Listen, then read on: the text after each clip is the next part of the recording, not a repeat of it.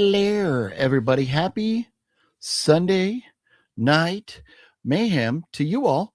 OGP, you ask, you're supposed to have a Mr. John Ward and a Mr. Master Chaos here as well. Well, where are they? They are on the way. They are on the way here in just momentarily. Master Chaos is a very, very, very busy man, and we are just honored that he would take some time to hang out with us this evening and talk Scream 7. 7. 7.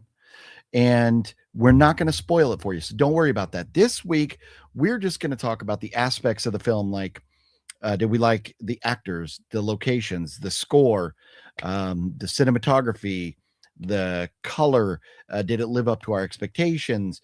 Maybe where does it stand with the rest of the franchise? There's a lot to talk about it without diving into the storyline, so don't worry about it. We won't spoil it for you, but I have already seen Scream 2 twice. I will let John and Master Chaos tell you how many times they've seen it, but it is more than once also. So if that tells you anything about how we feel about the film, you can begin to guess. But I've heard a lot of bad things about it, people complaining, bad reviews. I was like, hey, you can't be knocking this movie that much. So I went onto YouTube and looked at a couple, and I personally believe that some of the things that people are saying about the franchise or about 7 in particular are just, people are expecting too much, or they're just nitpicking to nitpick. And so I don't buy it. I'm not on board with a lot of the hate. Is the film perfect? No, but we will get into that and why. But Scream 7, we've got to talk about that. And there's a laundry list of other things we're going to be talking about while we're getting ready for everybody to get here to join me on the panel. Let's say hello to everybody. Mr. Gale, what's up, Gale? How you doing? Gale messaged me and said that he was going to miss the chat tonight because his wife was in the emergency room. So we're really hoping that she is healing up quickly and not in too much pain. Antonis, what's going on? How you doing? Mr. Bones, what up? It is the dream team, and we will assemble all together here in just a few moments. So stick around. Don't go nowhere. But how you doing, Mr. Bones? And Jeff Keaton, what up? How you doing, Jeff? Good evening to you, sir. Larry, the Batman fan, is here. What's up, Larry? How you doing? I just got a message. Mr. John said he's ready, but I said to wave at me, and he didn't wave at me. Because you could see me. He's ready. I didn't think that. I thought you meant wave at you like you do the Facebook wave where they send that creepy hand at you. I am the great and powerful Oz GP. I see all, sir. Apparently. Yeah. And so, how are you doing this evening, Mr. John? I'm doing okay. A little bit of a panic for a second there, but we're up and running. Good. We'll dive into that in just a moment, but you're not yawning yet. Are we in for some yawns, or did you get a good night's sleep last night? Where are we at with that? It's my day off, so I slept in, but I stayed up late. I've had plenty to do today, so who knows? You might get okay.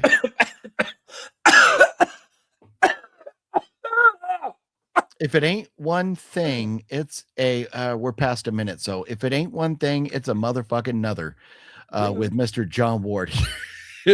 Hack it all up, sir. Hack it up. I swallowed it. It came up and then I swallowed it. Oh my God. Well, it was nice having John on the chat for a while here tonight. Let's finish saying hello quickly to everybody here in the chat before we dive into some of these subjects here. But hello, Larry, the Batman fan, and hello, Sean 420. What's up, Mario? What's up? Saw Scream 7. You like it? Was so. I don't like the killers. Okay. Look at this, Larry, the Batman fan, coming through with the $12 super. Larry, you rock, good sir. Thank you so much, Larry. Always supporting the channel. Really trying to push. Larry's always trying to push us to get another Wheel of Doom going. We'll see if we have time tonight. I'm not sure, Mr. Larry. I am not sure. Daniel, cheers to you, good sir. I'll have to give you a metaphorical cheers this evening because I am not drinking. House of G fam, what up? Well, I kind of lied. I am drinking, but you know what I'm drinking this evening? Diet Mountain Dew.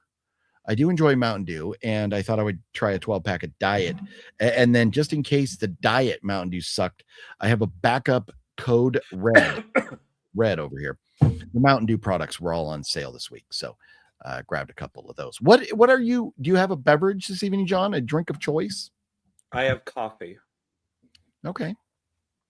Yes, I have coffee in my Xmas mug, as I was using it earlier for a party watch of both Xmas movies. So that I got very nice. And was that on your channel?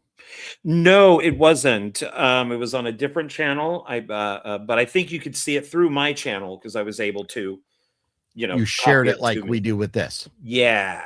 So okay. I was going to say, because I got a notification you went live earlier. Yeah, Gail was there, which was nice. Very nice. I don't know if anybody else was, but yeah, it was fun. It was about an hour and a half. Talked about the movies, stuff like that. First watch party I've ever done.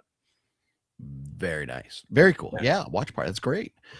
Jeff Keaton said he saw his first IMAX film this week, the new Baz film Epic. I went 3 times. Wow. I think that's the Elvis movie. Oh, okay. I have not gotten around to that yet. I saw John was live earlier with another YouTuber that I also follow and I'm subscribed to. Oh, very nice. It's a small world, Antonis. Very cool. If you were there, thank you. Yeah, it was fun. Yeah. John's watch party was interesting. Well, there you go. Jeff was there as well. How about that? Okay. Yeah, I couldn't. I only have the one monitor. I'm gonna have to get a second one. So when I switched back and forth between like what we're doing right now with the chat and all that, and the movie to talk on it, it delayed my side. So then the host was going, oh, this is a nice scene. And I wouldn't know what he's talking about because he's actually ahead of me. Yeah. Luckily I know the movie's inside and out. So I could just, I pretty much knew what was going on. But yeah, so I got to get a second screen. Nice. Yep. You sure do. That's cool. I'm glad you had a good time this afternoon. Yeah. Nocturno, what's cracking? Nocturno, Metal Greg, what up? Hey. How's the G fan says, wake the hell up, John. I'm up. That is right, Sean 420. Do. Look at this. Michael, what up, Michael? Once Trump fixes Iran, you can send him to Australia. We have problems here. Oh, man. Australia can't be that bad, can it? I've heard nothing bad ever about Australia. No, there's a lot of stuff going on down there. Oh, but it's a beautiful place. I mean, we all have problems. The beaches Michael, are full of people. We have no shark attacks. It's a beautiful place. Yes, I like it. Maybe do you have a great white outbreak down there? And I'm not talking about the band. I think I would know like one song of theirs. I don't even remember the name of it, but I know they had like one very famous song. Are you familiar with the Great White discography there, John? No, I think I know the one song that you do, but I can't think of the title. Can't remember the name either. No. Yeah. But Michael, thank you so much for the super chat. You rock. And yes, just quickly, we are not a political show or anything like that. But I do hope that we have no more lives lost over there in the Middle East, and that the situation can resolve itself soon, and we can truly have peace in the Middle East. Would be awesome. I have a lot of Persian friends that would love to be able to go back to visit their loved ones and family in Iran. So that's all I got to say about that. Mr. Jami, what's cracking, Mr. Jami? Finally watched Anora and Toxic Avenger remake. Both are very good. Nice. John, have you seen either of those yet? No. You suck. I don't care. And you could decide if it's I don't care or I don't care about the movies. I will leave it up in the air. I don't care. Once bitten, twice shy, babe. That's it, right? That's the great. Yeah. I'll watch those eventually. I want to see Honora because I want to see what's her face naked. So a lot. Yeah. And Master Chaos, who will be with us soon. I went and saw Honora in the theater with him. And we were all of us that were there were kind of like, wow, were you doing this to each other? This movie is something. No, no, but we probably weren't far from it.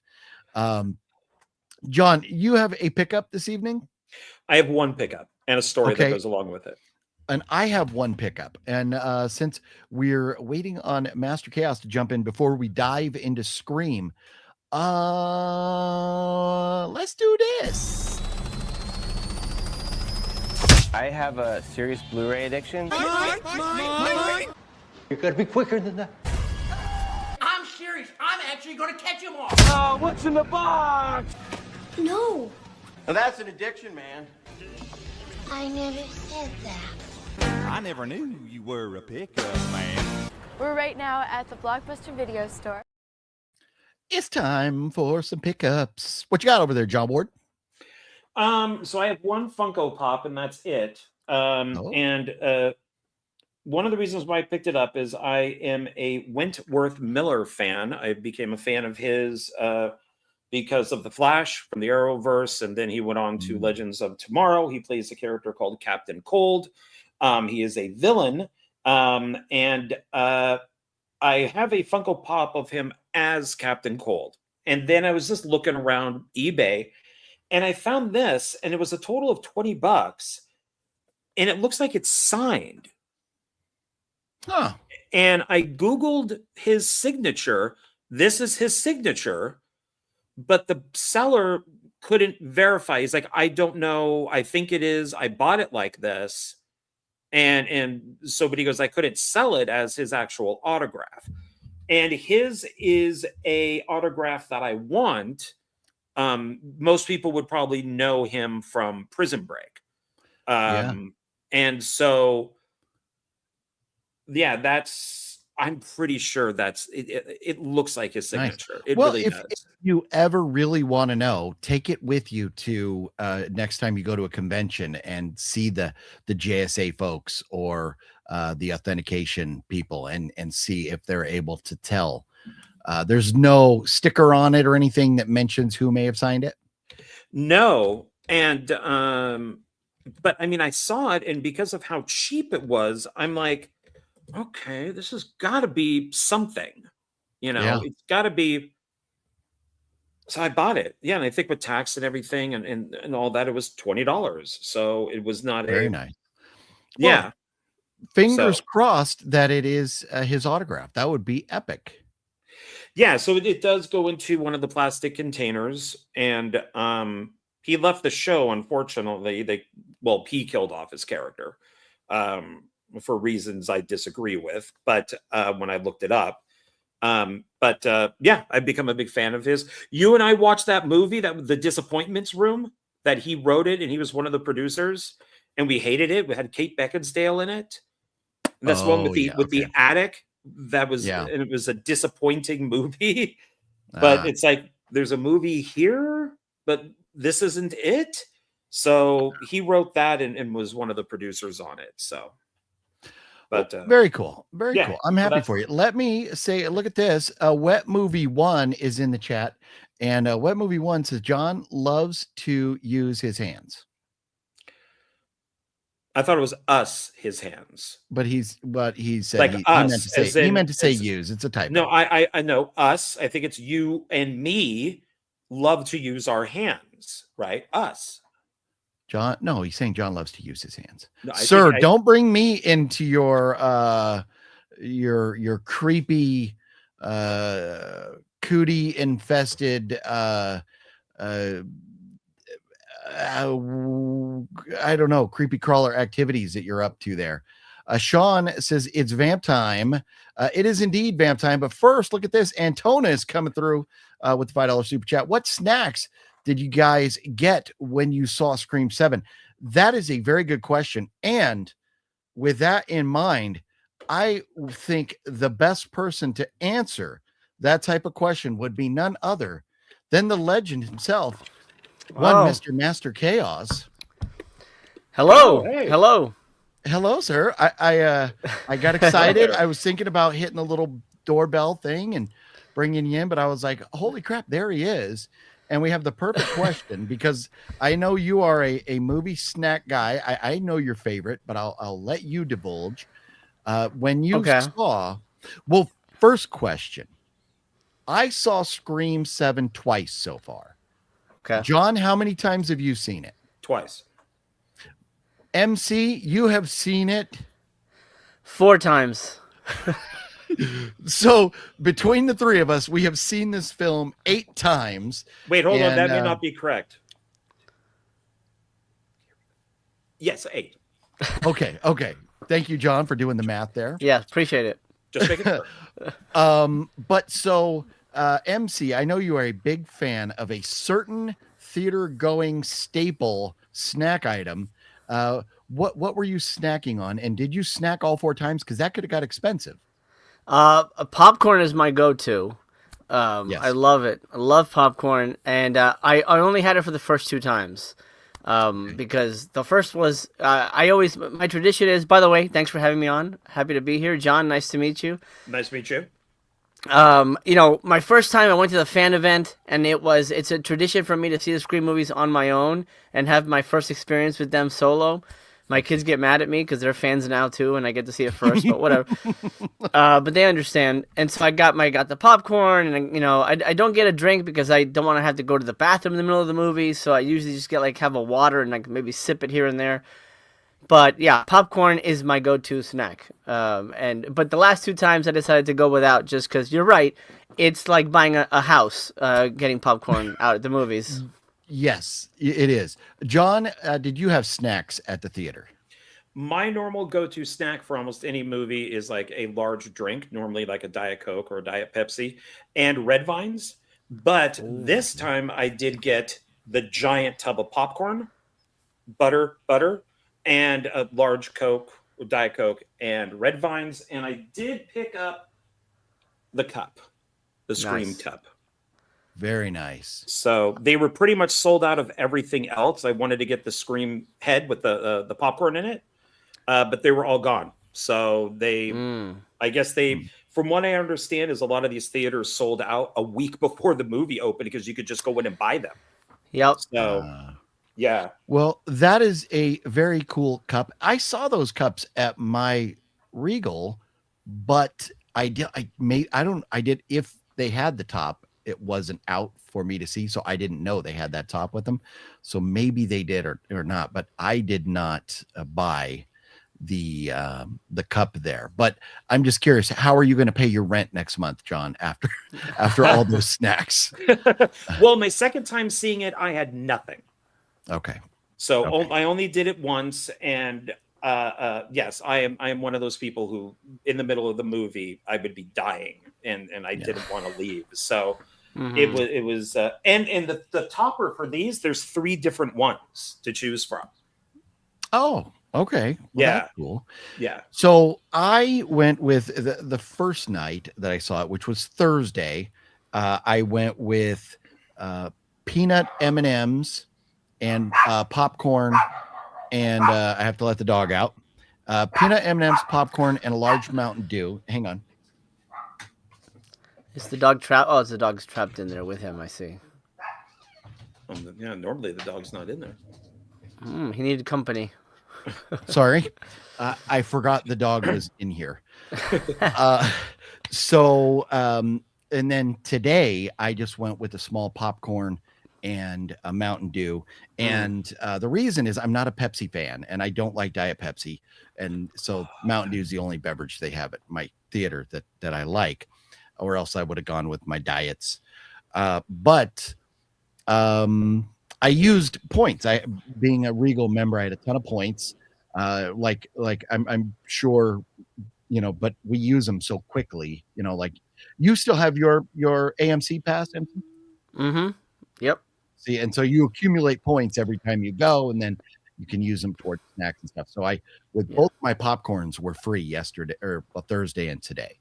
So there you go, Antonis. We are snack fiends when it comes to the theater. Yes, and so I wanted to formally introduce John and MC because you guys have never been on a video together yet. No. Yeah. And so let's see, who have I known long? Technically, I met you, MC, before I met John, but that was like in passing at the VHS swap meet at Dark Delicacies at their old location way back in the day. Yeah, okay. So, and your kids, you were holding one of your kids in your hand because they were still that little. Wow. And then met John in 2016 when we were about to film a unreleased movie that we won't talk about. So which John is the star of and desperately wants me to get out there, but oh wait, is this the one that I know of about the motel? Yes, the Clown Motel Motel Massacre, where you and Little Master went and had the courage to spend the night. Did you not? Oh yeah, we did. We spent the night. We went ghost hunting in the cemetery at midnight. It was a lot of fun. Nice. Yeah. Did any tweakers with rakes start to show up and want to rake the rocks while you were out there? Luckily, no. We didn't have any weird like pimps, asking if we wanted any action. Luckily, nothing happened weird. It was fine. Good. So John and I and the rest of the cast and crew got to experience the local crackhead celebrity out there, Barbara, who showed up and she wanted to rake the cemetery at 3 a.m. While we were out there filming. And we don't know why, but I gave her a credit on IMDb that I don't know that I'm going to repeat the name that I gave her on air here, but anyways, so we had fun there. And so I've worked on movie projects with both you guys, and which was both an honor and glad to have you guys finally connect here. Yay! I don't get too full of yourself, John. I was just being nice. Wow.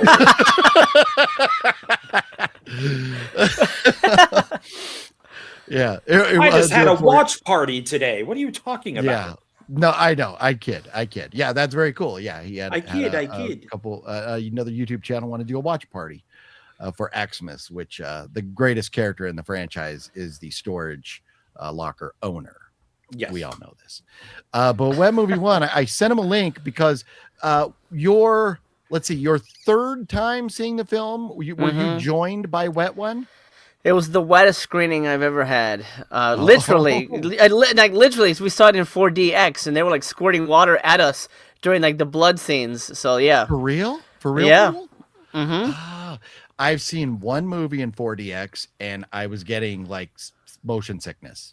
Yeah, and it was really. I do not do good. Like Star Tours at Disneyland makes me want to puke my brains out, even though you're just looking at a screen, but you move enough, and it gets me. So. I think one and done for the 4DX for me. Yeah. But anyways, this was an interesting installment to the Scream franchise. It's the first film, I think, that, in my opinion, has taken shots at its predecessor. And I don't notice that in any of the other films. But I think that was kind of funny how they referenced part 6 at least 3 different times in kind of a derogatory way. Anyways, I'll give just a couple general thoughts and then, pass the torch over to you guys. I went in hoping, I didn't know what to expect, and so I tried to just be careful with my expectations, but I went in hoping I was going to love the film, and I walked out loving the film. Is it perfect? No. There are some clear things that I will nitpick about on a spoiler review down the road, next weekend. And then John and I are going to do a full blown with Jonathan Moody on John's channel. We're going to do a full blown like Scream franchise review and all that stuff over there, which will be like a pre-recorded uploaded later on John's channel. And we'll get into some spoiler reviews over there as well. So you guys can look for that on John's channel. But I thought this film had some fun kills, different types of kills than we've seen before. Which after part 6 with like the shotgun in the convenience store and stuff, that was like the first time in the franchise they'd done anything like that. So to me, it was like, now you really got to elevate it and do different things. There's a specific scene where somebody's looking for the killer and doesn't see him, and then they kind of come down from up above. I thought that was really cool. So I liked, so I think some of the creativity with how we got to the kills. Not the first kill of the movie, but it's technically the third kill. I absolutely love. You get a shot of that person being dead with Ghostface there, and the things that are going on. It's like a silhouette kind of thing. It's gorgeous. It is absolutely gorgeous. I thought the film was shot beautifully. I love John and I had even talked about this already. The color panel or the color palette throughout the film was amazing. A lot of golds. When, horror films go, purples, blues, green, or purples, reds, greens, that type of stuff. So it was like a golden kind of theme to it with the color.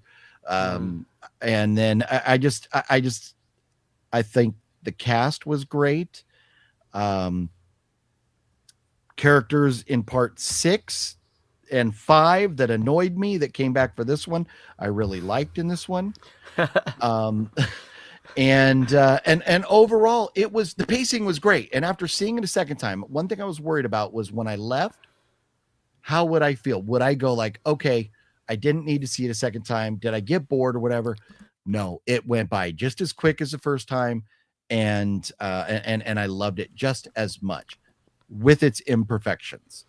So shall we flip a coin? John, do you want to go next, or do you want to let our guest, Mr. Master Chaos, go next? No, Master Chaos. He's our guest. Please. Okay. Great. Well, I will say this. The first time I saw it, here's my relationship with the franchise. I was there opening night for the first one, not expecting just a regular horror movie. And there was just, everyone knows the movie. There was just some magic in that movie that spoke to me. And it's my favorite slasher franchise. I love it to death. I love Ghostface. I've got Ghostface all over my room right now. I'm a huge fan. So when 5 and 6 came out, and it was like, oh, we're gonna basically reboot it with new characters, do we censor ourselves here, or can we curse? Nope. No holds barred when it comes to language. So I said, fuck that shit. I don't want a reboot. I want a sequel. I want to continue with these characters. And, and 5 brought Nev and Courtney, and they were there, but, they were peripheral characters. And, then they ended up killing, 5 is old, so we can say Dewey's dead, which was a big, like, oh, God, that's such an unfortunate situation. And then they regret it to this day. Then 6 came out, and 6 had no Nev Campbell, a little bit of Courtney Cox, and it was all with the new characters. Now, as a Scream fan, I can't say I absolutely hate those movies because they are connected. They're very well connected to my favorite movie in the franchise, which is part 4. And those movies spawned from 4 like perfectly, so I can't throw them away. But I've always wanted something like 7. Sydney's story, she's older, she's a mom, all that stuff, that's interesting to me. That's where I wanted 5 to go. So for me, this was really part 5. So I sat down, I'm excited to see it. At the end of my first screening, I did not know how I felt. I still haven't reviewed it on Letterboxd, by the way, because I really didn't know how to put into words how I felt. I think my first impression, I was a little disappointed. I was confused, and I like the kills were great. Honestly, probably some of the best kills in the entire franchise. Really creative and violent, but and I've seen a lot of reviews on YouTube and in print. Most people really like it up until the third act, which gets kind of muddy. And that was my issue too. I go, there's something about the third act. It just doesn't. We won't go into spoilers, but that just doesn't really connect. And so I said I liked it, and I think it's really well made, really well directed. Kevin killed it, incredible directing. But there's something about that finale that I don't think 100% landed. Let me see it again. So I watched it the next day with my family, and after the second time, the pieces started to fall into place, and I realized how brilliant this movie really is. I like that. Yeah, I'm sorry. and it's no worries. Okay, do you need to finish your thought? No, I'm sorry. I should shut up and let you finish your thoughts. but no, I after thinking about it, letting it digest, I do think there is some brilliance in the writing. The way it wrapped up. And we won't go into spoilers, but the movie, when you really, really understand the motive and you watch the movie knowing who the killers are, it's actually a really surprisingly brilliant movie. And I think, that first impression, most of these reviews are people who've only seen it once and like, oh, I didn't get it, it's stupid. But there's a lot more under the surface that's not immediately obvious. It's very close. Well, I don't know if I want to say this, but there's a connection to the reveal in part 5, which we'll talk about in spoilers. But then watching it a third time, I saw it with Brendan, and I could see it with fresh eyes because he hadn't seen it. His reaction, I don't think he loved it. I think he was, I don't think he was like won over by it. But again, it was only one time for him. But after by the third time, I'm like, okay, I officially love this. I think this is absolutely a phenomenal film, way better than 3. But anything can beat 3. Because 3's bloodless kills and the killer reveal. Sydney never even met that person before that reveal, so it's just one of those frustrating things. But 7 is the only Scream movie that I will say is not one that you could instantly fall in love with. I think it's one of those that kind of like Scream 4, my favorite sequel, which when it came out, it bombed, and a lot of people hated it, but I knew there was something special about that movie, and to this day, now it's considered the best sequel, because it's so revolutionary at what it did. And I think 7 is something that maybe it didn't land for a lot of people at first, but I think it's going to age really well, and honestly, it doesn't really matter, because this was the biggest success. I don't know if you talked about this, but this broke box office records. So, biggest Scream movie of all time, officially. Yeah, it was, last I looked, it was on the cusp of 100 million for the weekend. Yeah, it's 97. Yep. 90. Okay. So according to Wikipedia. Okay. Yeah. And that's what I saw it was 97 million, but that was at like 2:00 this afternoon. 45 million was its budget. Nice. Yeah. Nice. It needs about, I'd say 120 to say it broke even, but with ads and everything. But I mean, it's gonna make it, and it's close to $200 million for a Scream movie. At the end of the day, that is huge, dude. Like that's that's incredible. So I'm happy that it's doing as well as it is, because that means 8 is gonna be fast tracked. Yep, and that's what one of the things that when I was looking at the box office, how it was doing, was that 8 is basically a shoe-in now at this point with this opening weekend. So that's cool. So yeah, John. Well, I'm glad I went last, because I'm about to counter everything you guys have said. I remember I'm at the age where I remember Scream bombed. And they took it out of the theaters. Then they re-released it, and it had word of mouth.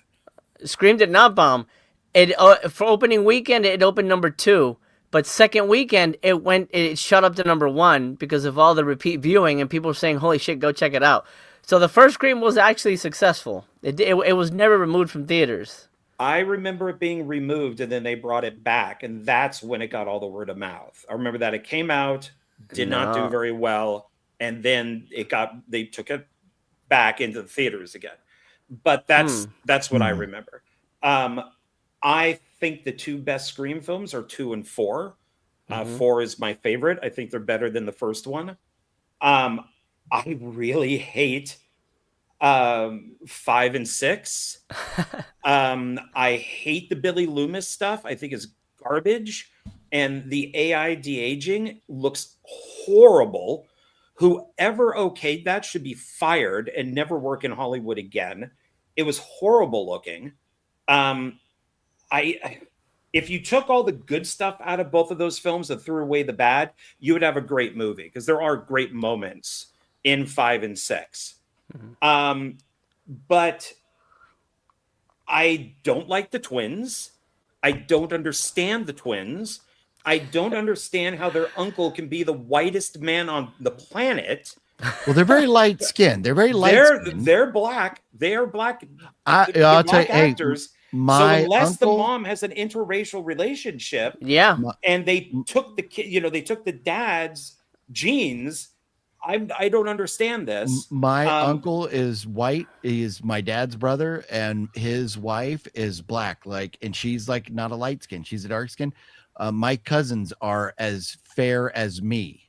So they're kids. Well, it's never brought up. It's never brought up in the film. Don't think we never see it. I think we do. I absolutely think you do. Why do we need to know? You're not going to have a white family, and then all of a sudden an Asian daughter walks in. You're going to want to say she's probably adopted. That's. Well, we never saw the dad, so we guess the dad is black. I mean, I guess it's. But we guess the dad is black. That's the thing. And then with 7, I saw it at AMC. Mm-hmm. And OGP said it's probably the projector. This thing was pitch black, and I did not like the movie. Couldn't, so I decided, let me go see it at Regal. It was much brighter, and I liked it more. Laser theaters are terrible sometimes. The laser projectors can be dark. It's. I've never had this happen before. Like when the car at the very beginning is heading towards the camera, all you saw were lights. Yeah. I couldn't tell if it was what type of car it was. I had no idea what house they were going to. It was black. That sounds like the AMC that I used to go to that's close to me, which is still a half hour away. But that AMC, the movies were all very dark. The laser projector was not good. So now, now every time I've gone to an AMC with Jose, the picture's been great. But maybe it's just an older projector or something. I go to this AMC all the time, and this is the first time it's ever happened, or at least where I've noticed it. This is my 5th favorite of the Scream movies, and this is my second favorite slasher franchise. Chucky being number 1. Oh yeah, dude. Yeah, love Chucky, and that's because this has. Chucky has been solid all the way down the line. This has had hit and misses. I liked part 3 better than this. I have come to enjoy part 3. I love the whole Hollywood aspect. I love the first kill in it with Cotton. I don't mind the brother that she's never met, because she would have never met him. Of course, it's bloodless because of Columbine. And so every Scream movie except for really the first one has had problems with script leaks or whatever it might be. But with part 7, I thought Kevin Williamson's directing felt like an episode of Dawson's Creek. I thought it felt like it was television. I didn't find, except for a few interesting shots, I didn't think anything was special about it. And if his mentor was Wes Craven, he failed. I was not a fan of Tatum, Sydney's daughter. I really hope that she's nice to look at, but I hope that if they do a part 8, that she's not the main star. I was confused, really confused with the killer's motive the first time I saw it. And then OGP kind of went in, explained it. I'm like, okay. So when I went back the second time, it made a lot more sense. But I'm still thinking no, I'm not really buying this. If we could get into spoilers, I would explain more why. Well, next week. We'll talk spoilers next week. Well, yeah. And so even though I think it has some great moments, this is stuff we haven't seen before. I love the stuff in the bar. I love the stuff in the coffee shop. I didn't understand the husband in this, everybody assumed it was Mark from part 3. Weird that they have the same name and they're both cops. And it just, I don't know, it was fine. It was okay, but it's better than 5 and 6, which I just hated. The Billy Loomis stuff to me ruined it. Absolutely ruined it. And well, let me let's do a second go round so we can respond, unless you had any we other can respond to John. we have to respond. So but I also wanted to talk about kind of mention 5 and 6. So I just watched 5 and 6 again in prep for this film, and MCU on your show, which I do want to mention before you leave, you're doing a new is it every Tuesday night? Yeah, You're every doing a live Tuesday stream? night. Yeah, sort of a And I variety love what you show had going on there. Thank you. Yeah, every Tuesday night, 6 p.m. PST. It's sort of a physical media check, kind of like what you guys do: news, horror, toys, video games. Kind of cover everything sort of happening in entertainment. And then at the end, we have a big discussion about something. So, yeah, I'm just sort of trying to stay on a consistent schedule, and the once a week lives are always a lot of fun. I 100% agree, and maybe someday I can return the favor and join you if you need a guest. Please, yeah. Watching your video this past Tuesday, I thought like some of the things you were doing with the box office numbers for the week and stuff, it was all great, and then diving into physical media, and that's something that I got away from a long time ago. But you are much more savvy with the physical media releases and that stuff than I am. So I haven't been talking much about like physical media releases. Although we have something to talk about tonight with that. Anyways, I thought it was one very other cool. thing before you start. Okay. I am obsessed with this, and I have done many Google searches on this. The Duran Duran poster in Tatum's room, which they prominently show in the trailer, and it is in many shots in the movie. I'm a massive Duran Duran fan. I have been since high school. They're probably my third favorite band. I've seen them a few times in concert, and I've always been a defender of theirs. Looking at that poster, that's not a Duran Duran poster. It has 3 of the members, but then there's a 4th person in there that I have no idea who that person is. Wow. So it's got Simon Le Bon, it's got Nick Rhodes, and it has John Taylor. But I don't know who that 4th person is with the sunglasses who looks really big in comparison to the other pictures. And maybe that's an Easter egg to figure out. And the poster is made for the movie, and they wanted to give Tatum, who is like 17, so she's Gen Z, they wanted to give her, they wanted to basically say like she's not just into today's music, she also likes Duran Duran, like music from the 80s or the 90s. And so that's why that poster is there. So I'm wondering if that's maybe the artist in there. I don't know. I've become obsessed with finding out who this 4th person is in this poster. And all the searches I've done, it will say nobody is directly named on the poster. And it's like, no, you can clearly see 3 of them. If it's a current poster, it should have Roger Taylor on there. I don't know who that person is. So that was my other thing. I haven't looked that close, but I do like Duran Duran as well. Not enough that I would know one single band member's name, but I do enjoy them, and I did notice the poster as well.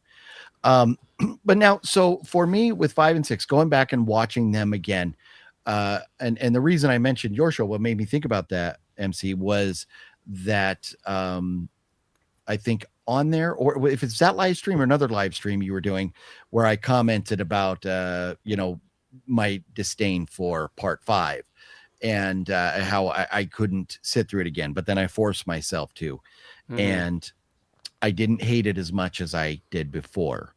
And I think there's some reasons for that. I do still hate the blatant passing of the torch thing that they did, especially at the end where they're sitting on the ambulance and it's like, am I going to be okay? Your character might, but I'm sorry, Melissa, your acting career is in the toilet because a trash can could outact you. Come on now. Apparently a comment did. That's why she's not in the new one. But so I didn't hate it as much. And then part 6, I really like. I mean, I it's different and it's glaringly missing Nev Campbell, but there's still a lot of it almost feels like a Scream spinoff, you know, where you just don't have her. And because to me, you need 2 things with 3. You need Ghostface, you need Roger Jackson, and you need Nev Campbell. I need those 3 things. Yeah. Okay. I had to check myself, make sure I didn't say Peter Jackson, which I have done in the past, but no, Roger Jackson.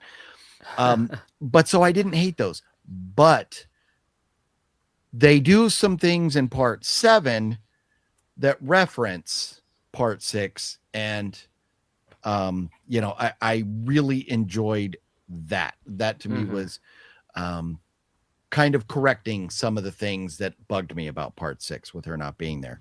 But some of the kills and stuff were great. And I thought, it was just a fun, good pacing movie.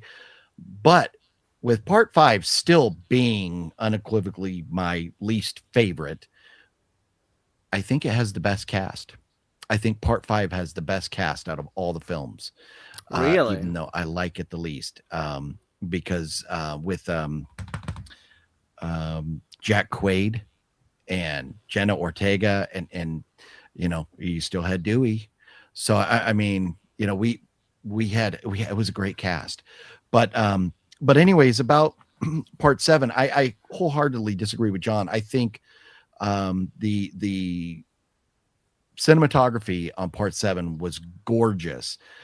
There's, you know, like specifically when she's out kind of, the town is closed down. She's on the run from Ghostface. She's out in the street and, you know, yelling for help and stuff. And then she's hiding. I just thought the lighting was amazing. And they did this one shot where they must have put the camera on the ground and just kind of pointed it up a little bit that I thought was absolutely gorgeous. The stuff throughout the house, you know, at the beginning of the film with all the different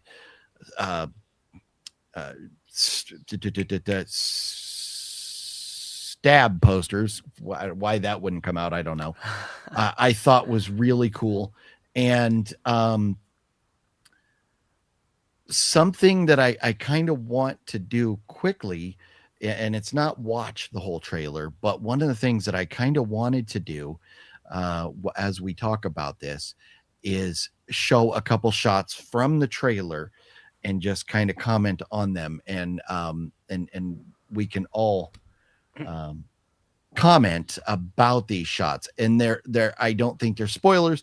We won't give you context of what's going on with these shots or anything, but I do feel like showing this or showing this or this, I mean, those are just, and even a simple exterior shot of this, that is a creepy looking psychiatric hospital.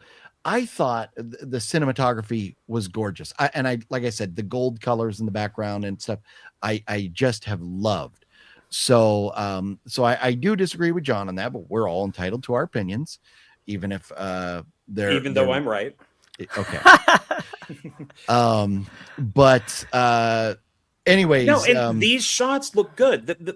A lot of the movie looked good, but I give credit more to the DP than I do to Kevin Williamson. The guy's he's a TV director has to approve those shots and or recommend them and or you know, participate in the storyboarding and you know what is going to get those shots there in the first place. Well, not every movie has storyboards, so that's, you know, it's yeah. But if a director isn't actively involved with the shot or approving the shots? What are we doing? I thought 5 and 6 looked better. And those are my least well, favorite. 5 and 6 were gorgeous. I thought they were great movies as far as the you know, what you were looking at. The story was the issue, but anyways, I thought 7 was put together very well. And what you were saying, where I got so excited to interrupt you, and I apologize, MC, the end, the way it kind of brought it together. At first, I was like, I don't know. I don't know if I like this. And there's one actress who's missing for the third act, and then just reappears at the end. And we're like, what was that all about? That's called bad screenwriting. Well, or unless maybe there's a deleted scene that we're going to get later on. Maybe there was a conflict of filming and she couldn't be there as much. Or no, my thought is Gail's movie was 6, Nev's is 7, so we're going to dump Gail and bring in more Sydney. So that's why. Fucking spoiler alert, bro, over here, which I didn't name who it was. John named who it was. Anyways, that was an issue. But as far as the end, the way the motives for the killer, possibly plural, whatever, I thought were interesting. And the more I think about them, the more I liked them. So, because at first it was kind of weird. But if we could get into spoilers, I would have you explain what their motives are, because I only got one. I know. No, I can explain it perfectly, and well, I can't. I don't want to go too deep into it, but yeah, spoilers next week. We'll do it. Yeah. Okay, fair enough. And but anyways, I very much enjoy this. And was there anything else? As I teased and I pulled up the trailer, was there anything? Because I don't want to play the trailer and get the copyrights, but I am telling you, I loved this scene right here. Nev can still kick butt. She's still a great actress. There's just so much that when you watch this trailer at first, you're not knowing what's going on, but man, they really give you some critical moments of the film in there. Little tidbits of them. So before I put that thing to bed there, was there anything either one of you wanted to mention about the trailer? No, not really. I mean, it's a good trailer. Is there any footage from the bar scene? Because I love the lighting in that sequence. Oh, yeah. That was one that really jumped out to me, because it almost felt like a Dario Argento movie. You had these the contrasting colors. You had these really nice purples and blues, and you have dark skinned actors, and that's hard to light normally. So lighting it under those conditions, that's a skill. I think that looks fantastic. And what you mentioned the gold look of the town. That's not as blue as when they're just talking. No, and then when they were in the kitchen too. Yeah. Let's see if I can find any more. But the gold, I think, that kicks off with the fire. So that is the color palette theme of the movie, really. Fire and flames and all that stuff. And it continues into the town, where the town feels almost like Haddonfield. It has this really nice fall, autumnal feeling. And there's little details that make a sequence feel more alive than just like people walking.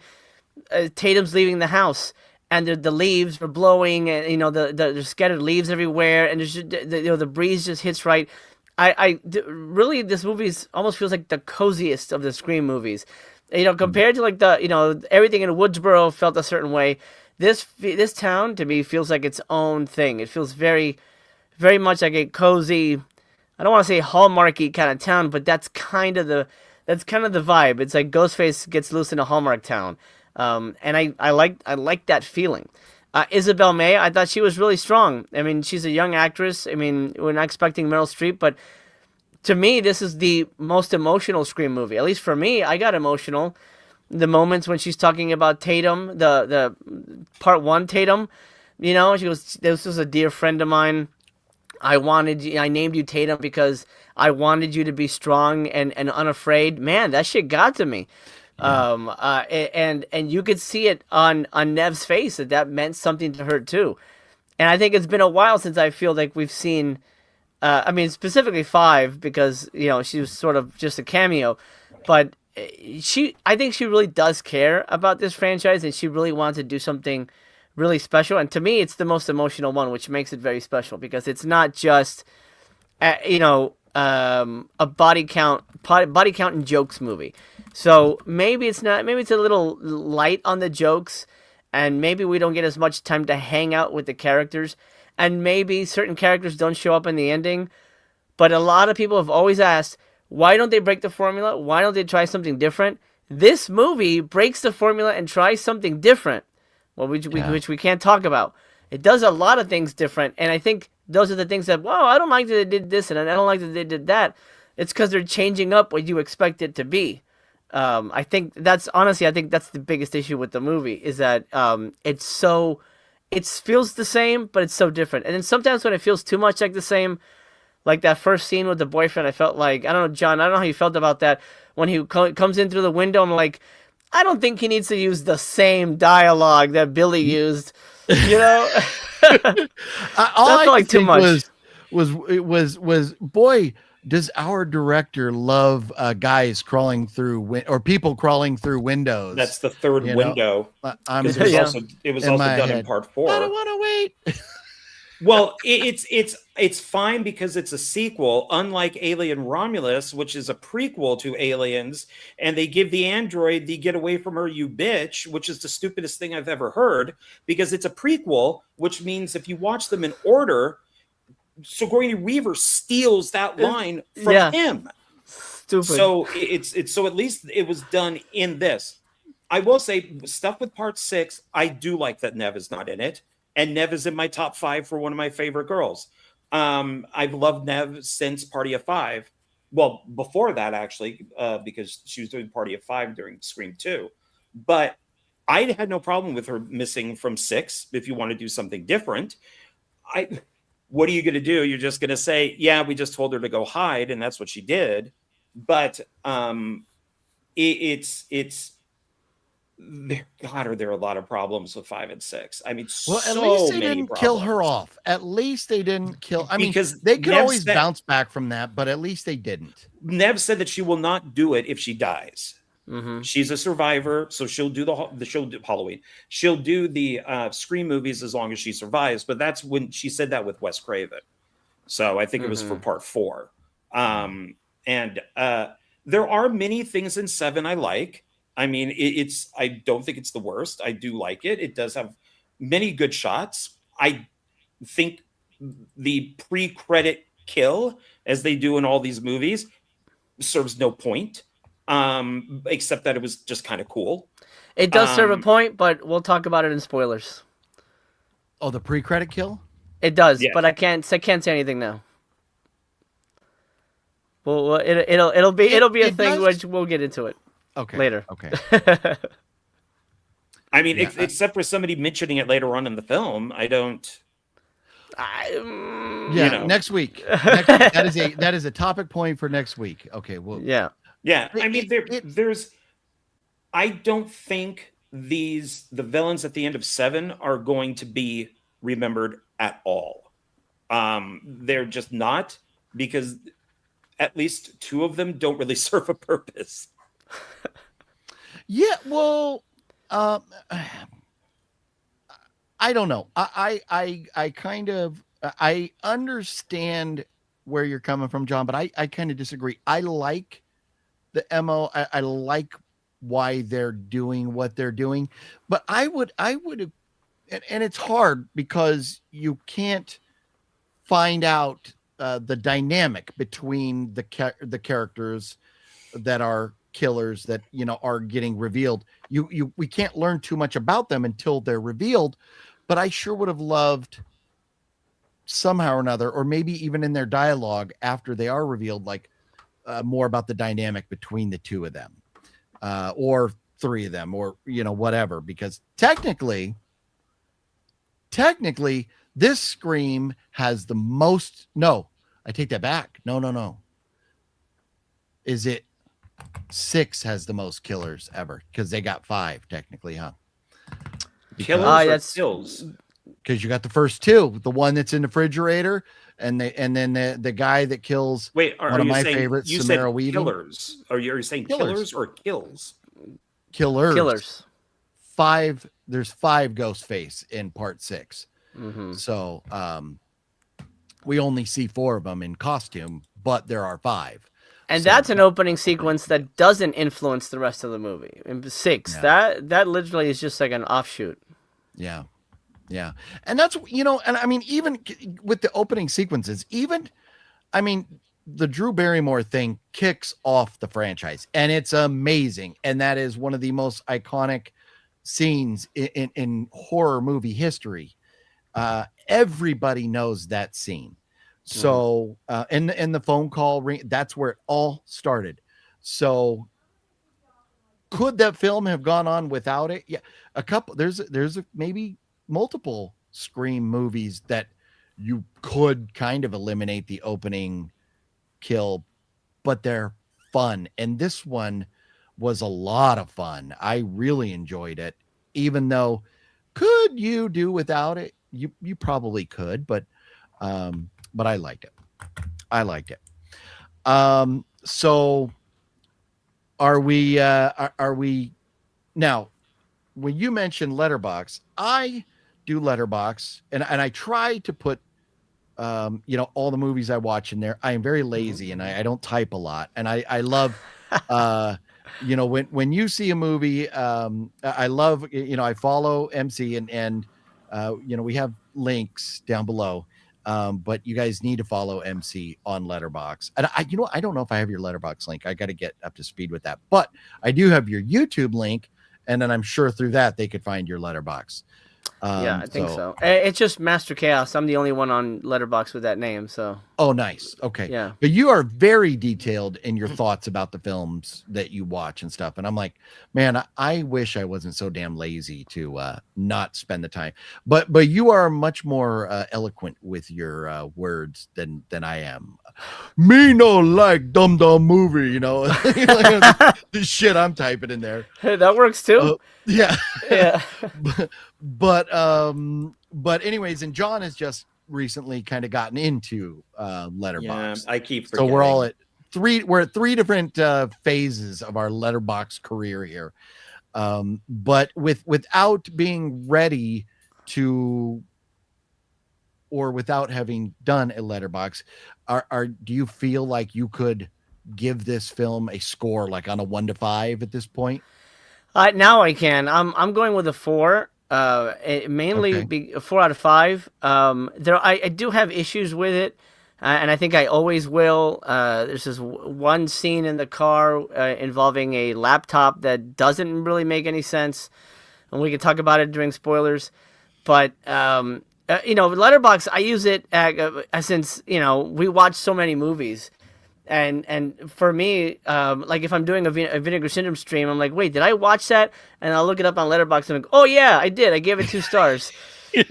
So it's more for my memory, and so my reviews are for me. Why did I like this? Why did I hate this? Okay. And if people enjoy it, then great. But I try to sort of split the difference as to, hey, idiot, yeah, you saw this and you loved it, or hey, dumbass, this is terrible. How could you forget this is terrible? This is why it's terrible. That's what I use it for. So it's sort of it's like memento tattoos, basically. And see, and so there's a lot of movies that I can't remember if I've seen or not. And so I'll go back to my Letterboxd and look it up and go like, oh yeah, I have seen that. And then I go, I wonder what I thought. That's why you got it. That's how I have the score. That's why you got to do it. A while back, John wanted to do a segment on the show where he goes, I want to read what you wrote about the movies and see if you can guess what movie you wrote that about.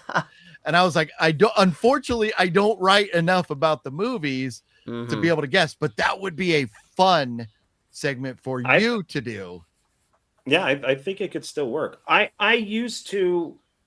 did Letterbox and then I stopped, and then OGP got me into doing it again. First, I started off like Master Chaos, then it went into OGP, and then it just went into Star, and then it went into nothing. So I just keep forgetting to do it. I'll watch a movie and go to bed and be like, oh, I should have done that. And then I just never do it. So, yeah. Well, and everybody watching, I apologize we haven't gotten to your comments. We just have a lot to talk about. Oh yeah, there's a fair amount aimed at me. And no, but we don't have Master Chaos all night, so I kind of want to get through as much as we can before he has to go. So I'm with you. I am with you, MC. This has definitely altered my ranking of the franchise, and even after rewatching 5 and 6, I think my ranking has tweaked a bit, but I will also give this film a 4 out of 5. And now John, who just loves to be different, where are you at? Let us have it, John. Because this is better than the last two, which really surprised me, but not better than the first 4, I will be giving this a 4 out of 5. Okay. Yeah. Great. Okay. I was very surprised. I could watch it again. I did rewatch 5 and 6, and I still cannot get past the dumbness of some of this movie. No, I'm sorry. The girl's being killed on the bed, and her father stayed in the closet while she was having sex the whole time. John is not talking about 7 right here. Don't worry. Yeah, I said 5. I said this is 5. Okay. That it's the dumbest thing I've ever seen. The stuff on the subway was stupid. I mean, there's so many dumb things in those movies that I can't believe the guys who made those did Ready or Not.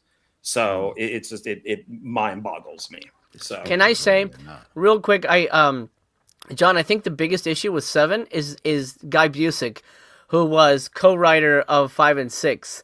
I feel any issues we have with the story came from them, because Kevin Williamson said that the whole AI angle, which is not really a spoiler because that's sort of been out there, that came from them.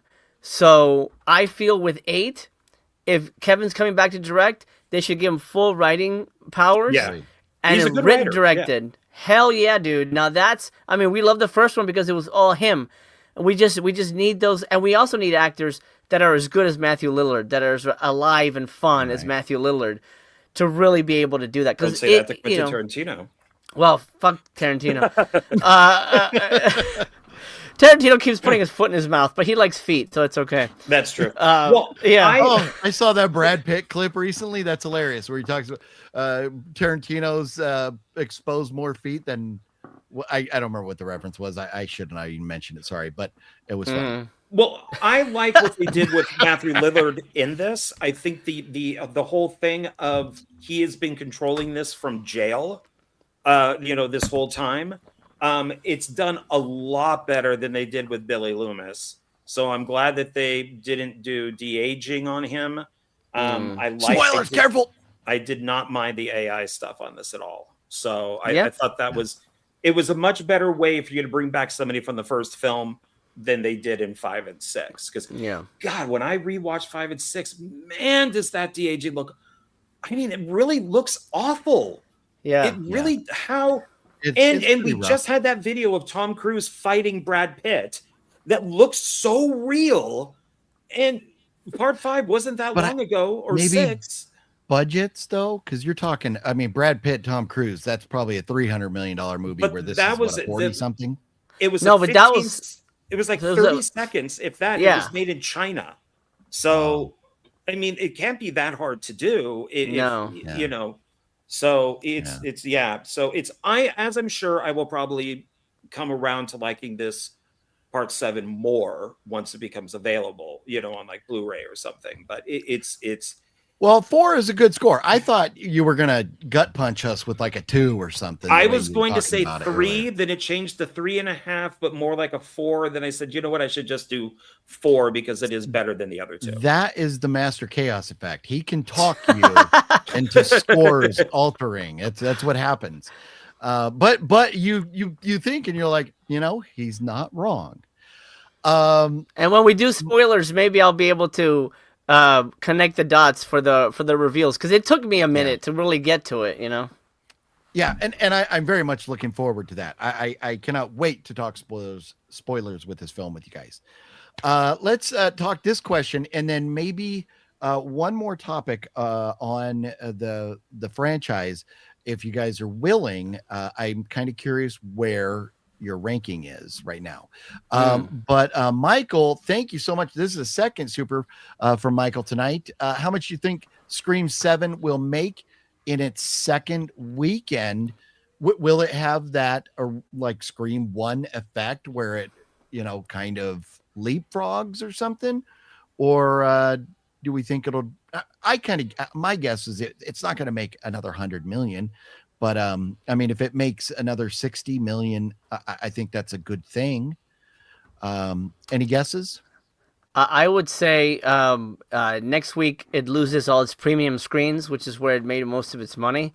At least 40% of the, from what I hear, about 45% was like IMAX and all that stuff. It loses all those next week. So it's definitely, I mean, with something like this, 50 to 60% drop is expected. It made 64 million in the US. So, I mean, a good drop would be 30 million for second weekend. It's a horror movie too. A lot of those are front loaded, which means people go first weekend and then, hey, I've seen it, I'll wait for a video or whatever. So that's my guess, around 30 for second weekend. Hopefully there's a lot of rewatchers, people that want to go see it again. John, you have a guess on what it's going to do next week? When the first night I saw it, which was what are we on today? Sunday, and then I saw it. So you saw last it Thursday night. So I saw it for Friday. Well, whatever days I saw it. When I went, it was sold out. That place was packed. When I went last night, it was empty. So there were barely anybody in there. Somebody stole my seat that I paid for, but that's okay. I went 2 rows back. Hate that. I was going to say something, but I'm like, well, the place is empty. I mean, I could just sit anywhere I want to. I think that it's a part 7. The core people will see it on the weekend, and then it will die off probably by like 50 or 60%. It will make money, probably enough for them to make part 8. But I don't see this being a massive super hit. But my theory on this, which is, I don't care if the movie's bad or not. I want horror movies to make money, so then we get more horror movies. So even Megan 2 was awful, but I want it to make money, so then we get more horror movies. So Well, it already is a hit, by the way. It made 20 million more than Scream 6, which was the biggest Scream movie to date. So it's already a hit, luckily. Yeah, very true. And I think there are so many horror movies that we're like, oh, this one's doing good. And it maybe made 20 or 30 million dollars total. So, for a horror movie to come out and do 100 million in the first weekend is phenomenal. And we'll have to see what happens with the merger. So now that it looks like Paramount will be buying Warner Brothers, a lot of stuff could change. Yeah. So, I will just throw this out there as of right now. And I know a lot of people love 4 the most. And maybe I got to go back and rewatch again. But I'm still, my ranking, I am 1, then 2, then 4. And this is where it gets different. That was solid for me before. This is where it changes now. I'm 1, 2, 4, 7, 6, 3, 5. So, and my guess, I'm guess. Well, I think we're going to be close in our rankings, but I think you guys are probably flipping 4 and 2. But where are you at, if you don't mind, MC? I just came up with this like this morning, and I'm trying to remember it. Okay, 1, obviously. 4, it's the best sequel. I think it's aged the best as well. 2, then Oh God, 3 or 7. It's so tough because I'm gonna go 3 and 7 are tough. Wow. Yeah. Wow. Because I think 3 has terrible kills, 7 has great kills, but 3 has Dewey in it, and Randy and Martha. Yeah, there are a lot of cameos in that film too that are. Really But it also feels like it's making fun of itself, which I didn't like. Cotton's in it. Silent Bob. It does have Jane Silent Bob, which breaks the franchise because Clerks is in the fucking first movie. But whatever. Fuck it. I'm gonna say 7, 3, 5, and 6 at the bottom. 6 at the bottom only because Nev's not in it. Only because it's not Nev. Okay. Because it's not Nev. Yeah. Interesting. Okay. John? I would go 4, 2. 4 is everybody's favorite. That's like it's in the sequels. I watched a ton of retrospectives from over the years. Everybody puts 4 as like their number 1.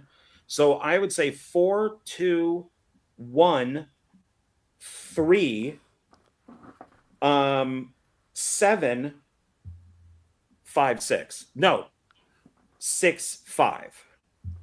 Okay. So and so MC, I understand with you being the Scream fan that you are, with the absence of Sydney being that huge, I kind of understand.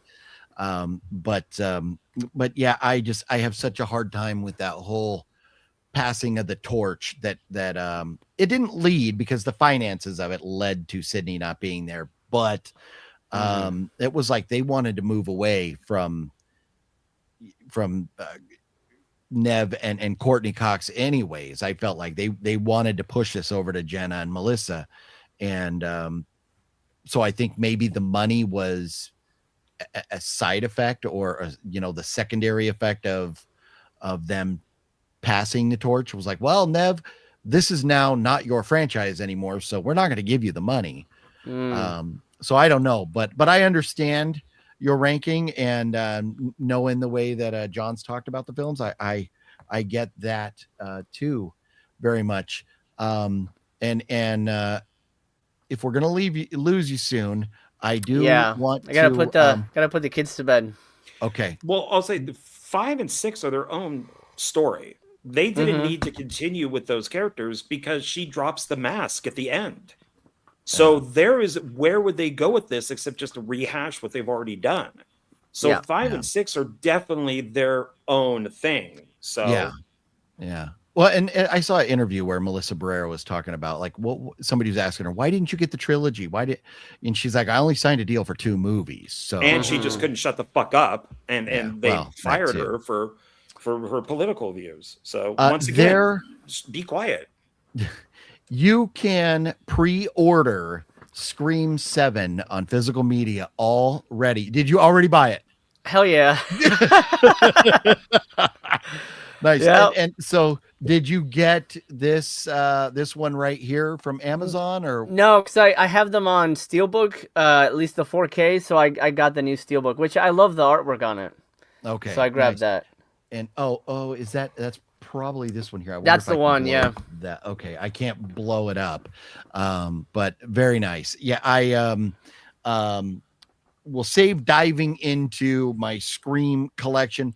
And maybe we'll dive into that more next week while you're here. But I just thought it was very interesting that you could already pre-order, and the movie just came out 3 days ago.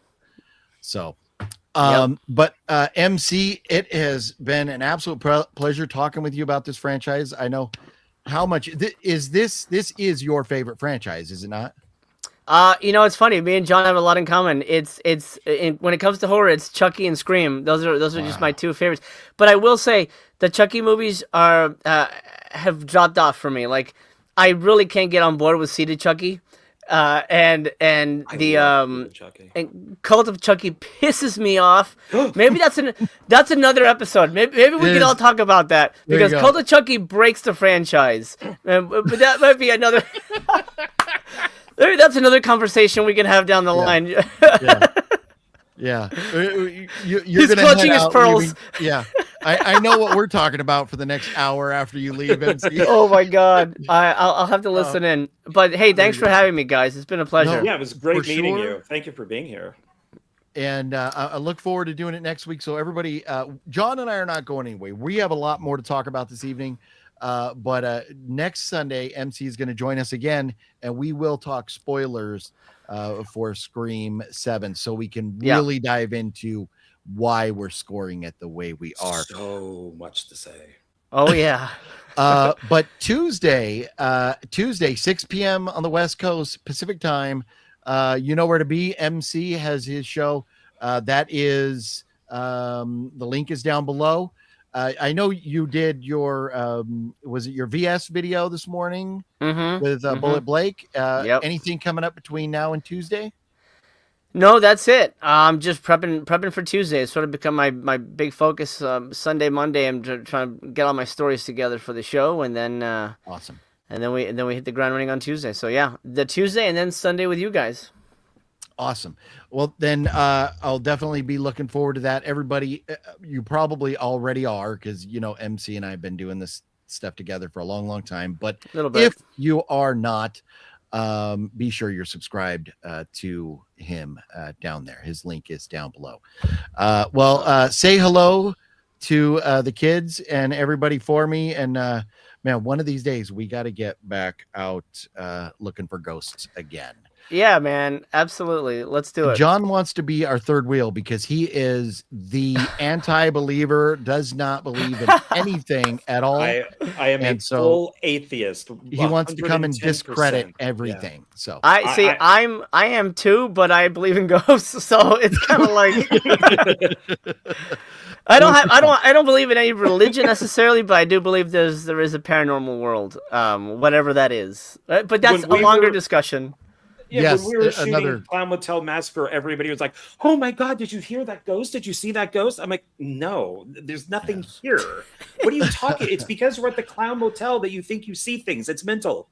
You know, no, there's nothing here." Okay. Well, I didn't mean to open another can of worms there. Sorry, but MC, have a wonderful night. Send the family our love. And as they say in the movies, I'll be right back. Hasta la vista. Love that guy. MC is great. Yes. And he is the biggest Scream fan that I know. We'll run through. We do have a lot more to talk about. We haven't even got to this week's horror movie news, and I didn't get to my pickup. But I do want to try and catch up on some of the comments. So if I missed you, and I do miss you still, please forgive, because we got to burn through these right now. But Preminator was cracking. Hey. Flet from Another World was up. How you doing? That's one of the guys that I did the watch party. The watch party today. Hey man, very thanks for nice, being here. very Thank cool. You. Let's see here. Gonna have to rewatch the franchise. Haven't watched the Scream movies in a long while. I think I've seen the first, second, and 4. I think most people regard those as the best, but you should get through them. Sumo, I'll wait for the TV edit. I know Sumo hates this franchise, and I don't understand it, Sumo. Let's see here. Ballsers in the house. Getting your seat stolen in an empty theater is fucking hilarious. Yeah, that it is very true, right? Out of all the theater, out of all the seats. Yes. Elika's in the house. Are you going to continue the movie rankings from last week? Elika, yes, we are. We're about to get into that here in just a moment. That's why I am zipping through. I don't like how many fake deaths there are in Scream 6. That is one of the big problems. So many people get stabbed and don't die. And you're like, come on, bruh. Let me just share this really fast before we dive into that stuff. I did finally break down and ordered myself a copy of Bloody Bloody Bible Camp with Reggie Bannister and Ron Jeremy. And it's a fun movie. It's a fun cast. I've been to some of the filming locations even before I ever saw the movie, and I was like, I know where that is. It's filmed up near I'm not even going to get into it, but it's filmed up near Big Bear, California. So if you're familiar with Big Bear, California, John, are you familiar with Big Bear, California? Yes, my mother lives up there. You said it, not me. I just asked if you were familiar with it, but this has some great special features. And there are a lot of bootlegs out there that you can buy that'll say they're brand new and stuff. So I did not buy one of those. I bought an older one. Is it a bootleg? I don't know. If it is, I cannot tell. The disc is not like a purple back or anything. It's like a real looking disc. The artwork and everything on here looks great. So I'm thrilled to have this, although with buying it and tax and shipping, I did spend close to $40 to have this, but I have no problem with that. I love this film. It is so fun. So I picked that up. And just another honorable mention, a movie that I want to mention that I watched, The Brave One with Jodie Foster. This is Jodie Foster's version where she's not quite the badass as John Wick, but this is Jodie Foster's This is Jodie Wick. She's kind of a little badass in this movie, and I loved it. Big Jodie Foster fan. She is the Clarice goat. But anyways, The Brave One with Jodie Foster. If you have not seen it, I highly recommend it. John, have you seen The Brave One? Very long time ago. I would compare it to Death Wish with Charles Bronson. Yes, good comparison. Yes. More modern would be John Wick. Older would be Death Wish. So, fun fact, I am looking at some of these messages in here. So, Sexy Sumo says, fun fact, Ron Jeremy had 2 caskets for his funeral, one for him and one for his dog.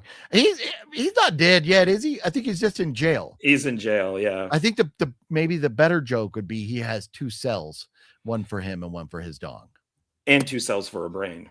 Well, yeah. Predator Scream 7 budget is $45 million. That's a lot for a horror film, and I think that's the most ever for a Scream. It very well may be, but the beauty is this is the highest grossing opening weekend for a It's Scream called film, Nev's so. paycheck. Right. She deserves it though. She without Nev, would the franchise be where it is? I don't think so. Would it still exist? Probably, but love Nev, and I'm glad she's back. Oh yeah, yeah. I am too. So that's a Masashi. Sorry, you know what? And I was trying to zip through, and I know you had commented a little bit before, Masashi, and I missed you. The dad is black in the pictures, in the background of the movies. I see that. John still hating. What up, guys? How are you? Doing well, Masashi. Doing well. John likes to hate. I am going to go and look at part 5. I'm assuming when they're all together in the house, where they have the knockoff Dollar Tree version, of Randy. So I'm going to go back and look, and I will report next week, because I looked for this to see if there's anything to show that. And the actors are fine. I have nothing against them personally. It's just the casting, I don't think, is correct. So maybe I think I figured something out, John. You hate things that are in pairs. You hate things that are in pairs. You hate Mindy and Chad and their dad. So I guess that's I don't know. You hate. Well, I don't know about the dad. I never saw the dad there. So and you hate boobs. 2 and 2. Unless you go to Mars, then you have 3 breasts. So true. Yeah. Nightwalker says, and I will let you answer this. I won't. I will see where you think. John, is Scream 7 woke? No, surprisingly not. It is. Kevin Williamson is openly gay, and Mindy, the character, is gay. She had the girlfriend in part 6. I don't know if it's mentioned in 5. But no, I'm surprised with both of them being in there that nothing is mentioned at all. I didn't even care about any of that stuff. If you want a gay, I mean, I have in 2 or 3 of my films a gay character. So that doesn't. That is the beauty of it, is that in real life, in the world, there can be gay people, but we don't have to go out of our way to go, oh my God, bow before the gay. They're just living their life like the rest of us. So they did it excellently. And I'm glad you feel that way, John, because I agree 100%. There was nothing woke about this film at all. No. And both of those actors are good. Chad, that's a Cuba Gooding Jr.'s son. And he's been in other stuff, and he's not a bad actor. I don't know what Mindy's been in, but she gets better, I think, in each movie. So Agree. Yeah, and Mason Gooding was great in Hard Eyes, better than the Scream films. I 100% agree. His acting in Hard Eyes was phenomenal. Oh, that's right. Hard He was Eyes. in that. Yeah. Yeah. So he's Yep. kind of a Scream king in a way. Yeah. And he was great in that. At first, when I saw him in Hard Eyes, I was like, oh no. Because but no, I love Hard Eyes, and he's great, and I'm very much looking forward to that sequel when it comes out. Do we like Ken Cooks too? Ken Cooks is a Joker. Yes, Ken Cooks has some. Okay, jokes Ken, John. I saw you're that okay early. from my wrath. It says John does a Paul Rubens in the movie theater. Well, that's because you were just asking when we are talking about Wet One, or no, you were like when we were talking about Nora, when you guys were talking about that. But I that's don't what do that. You guys do that. I don't know, bro. I don't know. That's what you guys do. Okay, so Ken's okay. Look at this. Cinestalker in the house. What's cracking, Cinestalker? Are you still in Mexico, sir? Or am I allowed to say that? I don't need drug cartels coming after you, stalking you up. But what's cracking, Danny? How you doing? John. We quickly we'll run through the horror headlines this week.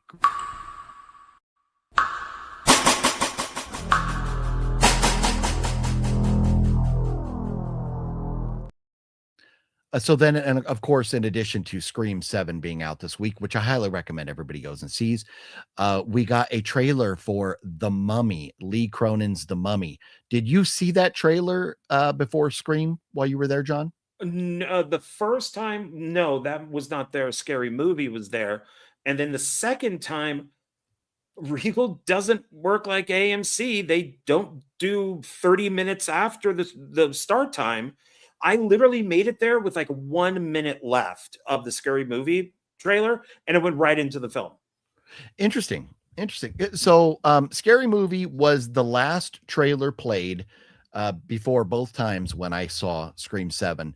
But the first time, I did not see the Mummy trailer today, but before the first time I saw Scream 7, they did play the Mummy trailer. And where I was excited about this, oh my God, no, this is going to be. The reviews have been awful. It looks like it's going to be kind of like a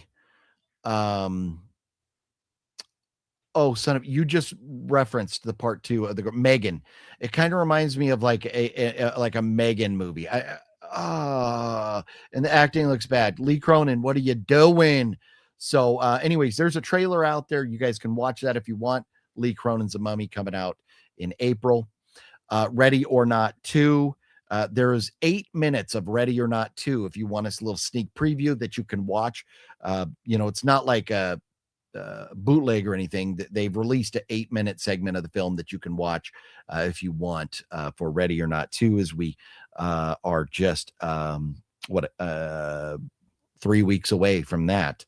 So that is looking exciting. John, I'm sure you enjoyed Ready or Not 1, so you're going to be looking forward to this. I think I've seen it, the first one, twice. Okay. I did like it, yeah.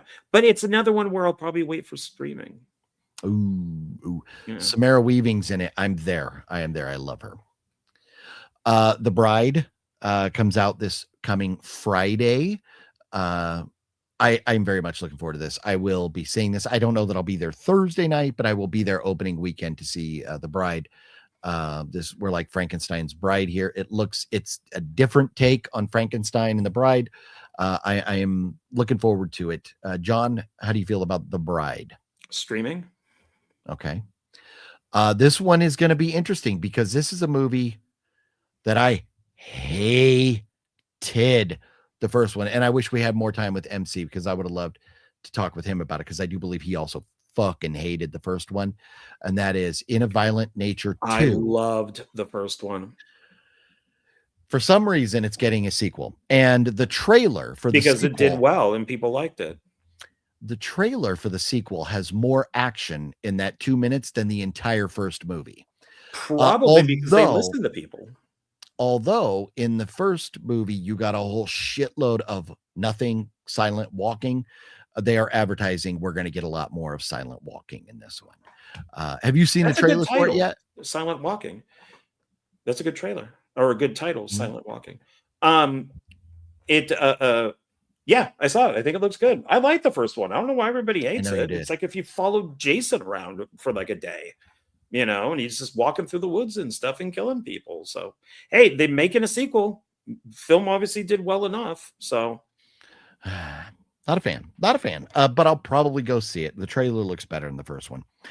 Other news, Damien Leone says he wants Terrifier in production this spring, so he's ready to rock and roll. He hasn't even done it yet? Not yet. He hasn't done part 4? No. I thought that was coming out during Halloween or something. Yeah, they better get going if they want it to. Let me do a couple more comments, and then we will zip through 4 or 5 birthdays, and then we will get into our rankings here. Let's see. I'm not ready for not, Sean. All right. You might want to hit that weed one more time, Sean. I don't know what you're talking about. I think ready or not is what I get it. Yeah. Oh, okay. His reference there was confusing me. I was about to say you're a regular there, but I left that for you to say. Ooh. I think Mr. Bones was talking to somebody. Oh, Preminator.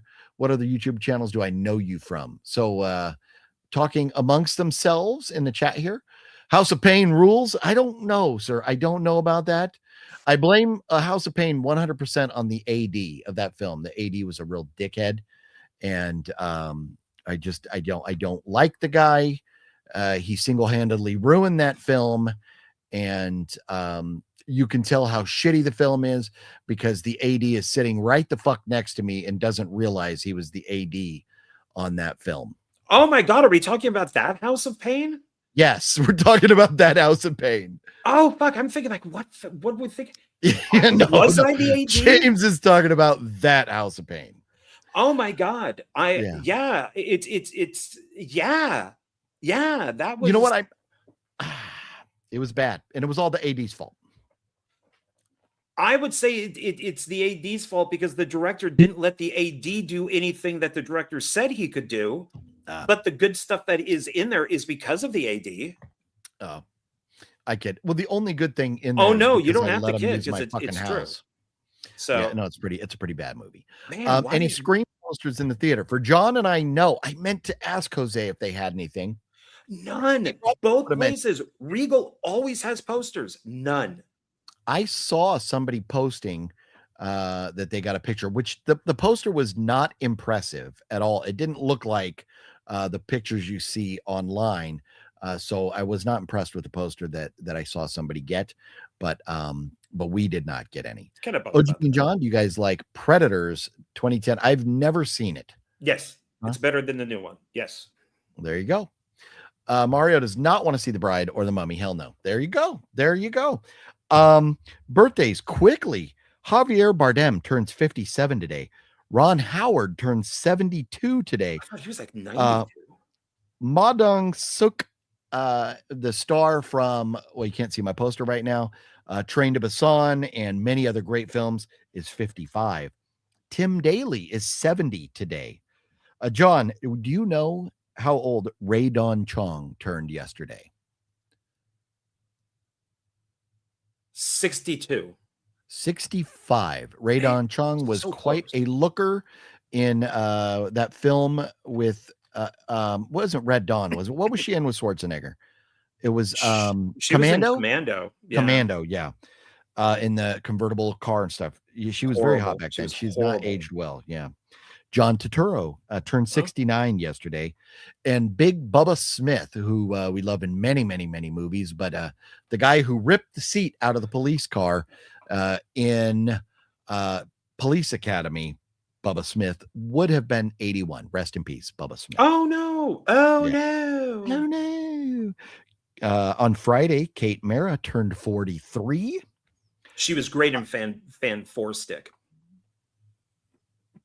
Oh my God. What was that? Thursday, James Wan had a birthday. Any idea how old James Wan is now? Yes, meow. 43. 49. Man, 43 to have his career at 43 years old would have been spectacular. I thought, man, for him only being, pardon me, 49, he's done quite a bit in his career. So kudos to him. Oh, shit, yeah. Jackie Gleason would have been 110 on Thursday. Johnny Cash would have been 94. Ric Flair, woo! Ric Flair, 77 years old on Wednesday. And John's favorite actor of all time, Sean Astin, oh my God, was 55 years old. And HC, forgive the shit out of me, HC. HC sent a super chat earlier, and I missed it, sir, because I think MC was talking at the time. HC said, Scream 7 or Unsane. And it's clearly Unscream 7. Man, Unscream 7. John and I are saving one of these days. I'll be in Vegas and we're going to rewatch and we're going to live stream through it while we watch Unsane, just for you, HC, just for you. But he says March 23rd marks 8 years Unsane released. A painful 8 years at that. And do you know what March 21st is? March 21st. And it goes over into March 22nd? Is that, are we talking St. Patty's? Is that, no, that's like the 17th, right? It's the Purge. Every March 21st into March 22nd is the Purge. Okay. So it's the annual Purge. Well, I have a son born on March 22nd. I have a daughter born on March 15th. And I have another son born on March 19th. 3 kids in March. Let's see. Birthdays. My brother turns 47 on March 6th. Very nice. Shannon Tweed's birthday is March 10th. And March 10th, I will be 51. F me. Metal Greg, you're doing all right, sir. You're doing all right. You've got me and John beat. You're doing okay. Balzer turns 49 in 20 days. Balzer creeping up on us. And Balzer, and I'm sorry, I missed your comment earlier, Balzer. Did you say the Creeper or Ghostface? You wanted us to pick our favorite. John, Creeper or Ghostface? Where are you going? Ghostface. Okay, I knew you would go that too. And if I have to pick a franchise, I'm going Ghostface as well, because I love Jeepers Creepers, but the franchise went south so fast. But I do love. I mean, it is an allegory for pedophilia, but okay. It's written by a pedophile, and the pedophile is the Creeper, and he does mostly prey on men. No big whoop, no big deal. They should just all go, kind of patch things up, sit down, talk it out over some Jello pudding, and they'll all be just fine. And acknowledge that Jeepers Creepers Reborn is not a bad movie. It's terrible. What are you fucking talking about? Not terrible. Cinestalker missed the beginning of the video on your thoughts on Scream. I'll have to check it out. Is it worth a watch? Definitely go watch it. It is 100% worth a watch. Yeah. And yet you missed me, MC, and John all scored it 4 out of 5. I had 2 chicken sandwiches for dinner tonight. Sean, I did 2 chicken sandwiches. Jesse Gotti says Scream 7 was ass trash garbage. Wow, Jesse. Wow. Okay. Well, join us again next week. Next Sunday, Master Chaos is coming back, and we're going to talk about we're going to spoiler review. So if you haven't seen it by next Sunday, we're going to get into the story and why we did. And I'm going to say everything. So that'll happen next Sunday. But we're also going to do a review on John's channel, breaking down the entire franchise. So join us for that, where we'll show things like the films that we have, the collection items that we have, maybe some autographs, things like that. Yeah, that'll happen on John's channel. But Jesse, that's interesting. I'd love for you to come back next week and give us more spoilers on why. Oh, there you go. We're not going into story spoilers tonight. Yeah. Jeff says Lana has a birthday today also, or today, Lana Wood. Let's see here. Let's purge Biden. Master DS said first view of Scream 7, he disliked it much, then said on second time he loved it. I guess sometimes rewatches help, but that seems like a drastic change of opinion. Well, Prepminator, he didn't say he hated it the first time, because so after, and it maybe was misconstrued what he was saying tonight. But Thursday night, I got out of the theater and I text a lot of different people, but I text MC and I said, just got out of the theater.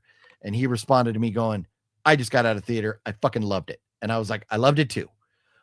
So, and maybe that's just, maybe we loved it so much because it was such a good bounce back from 5 and 6 or something. Look at this. Fluffy's dad will be 76 on March 9th. Fluffy has a dad. Decent. Yeah. Yeah. Ghostface Studio Productions. Well, look at that. Look at that. Well, fine, John. Nobody likes your opinion anyways, John. Gas, grass, or ass, John? Is that like a marry, fuck, or kill? Well, it depends on who the ass is, but I mean, gas is expensive, so. Wet movie 1. Okay, I'll take ass. I'll take ass. Okay. Well, can I take the ass with the gas? Can they be combined? Well, you get one to marry, you get to fuck one, and you have to kill one. Oh. Kill the gas, because we don't need to smell ass. You want to maybe you want to feel ass, but you don't want to smell ass. You might want to smell the grass, but you don't want to smell the ass. If it was Sydney Sweeney's gas, sure, why not? Yeah. Oh, there you go. Yeah. We have to do our review. It's a tradition.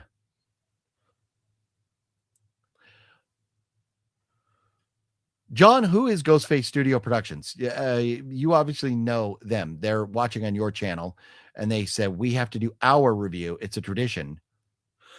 Oh, that is Jack Hunter. Oh, okay. But Jack Hunter always has a different name. I would never know this shit.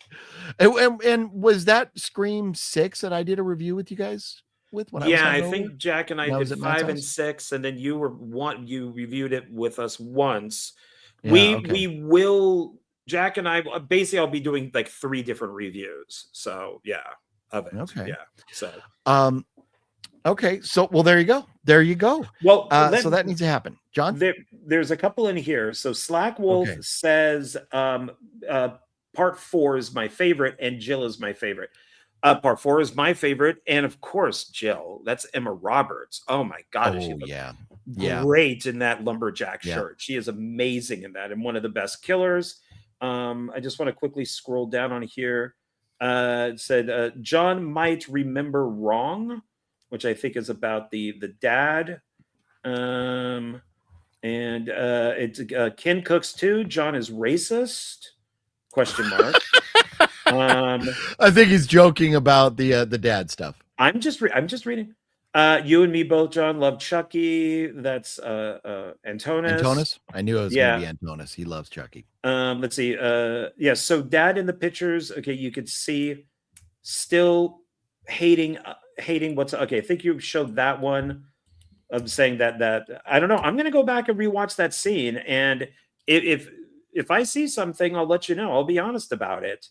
Okay. So it's and we're almost Jack, try and coordinate with John and figure out a time, and maybe we can all do a spoiler review together. There you go. Jack says down to do one, you and John. Yeah, there you go. But John, did you hear everything this time in the theater you went to? I swear. Oh yeah, because when I saw Scream 5, I could once it was at a drive-in, and it was pitch black again, because I think it was probably drive-ins are dark. Yeah, and I guess I missed the dialogue too. So it was when Jack and I were doing the review. He was asking me questions, and I'm like, that never happened. And then he's like, well, no, it happened. And I'm like, no, it didn't happen. And they would go, well, what about this? And I'd be like, dude, it never happened. And he goes, that's funny. Are you joking me? Are you punking me? And he was really getting mad. And I'm just like, dude, none of this happened. And then I saw it again, and it was bright with the proper sound. And so we did funny. a second one. So I released 2 videos on top of one another, and it's long. It's like 2 hours of me just being a total idiot, and then one with me going, "Yes, okay, I rewatched the movie." So funny.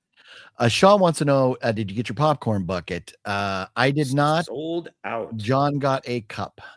We're gonna get into this franchise dive here right now, but Preminator asked, what is your guys' theater snacks? Popcorn and soda. So if you want to hear we went a deep dive into our snacks right when Master Chaos showed up. I think about maybe 15 minutes into the video.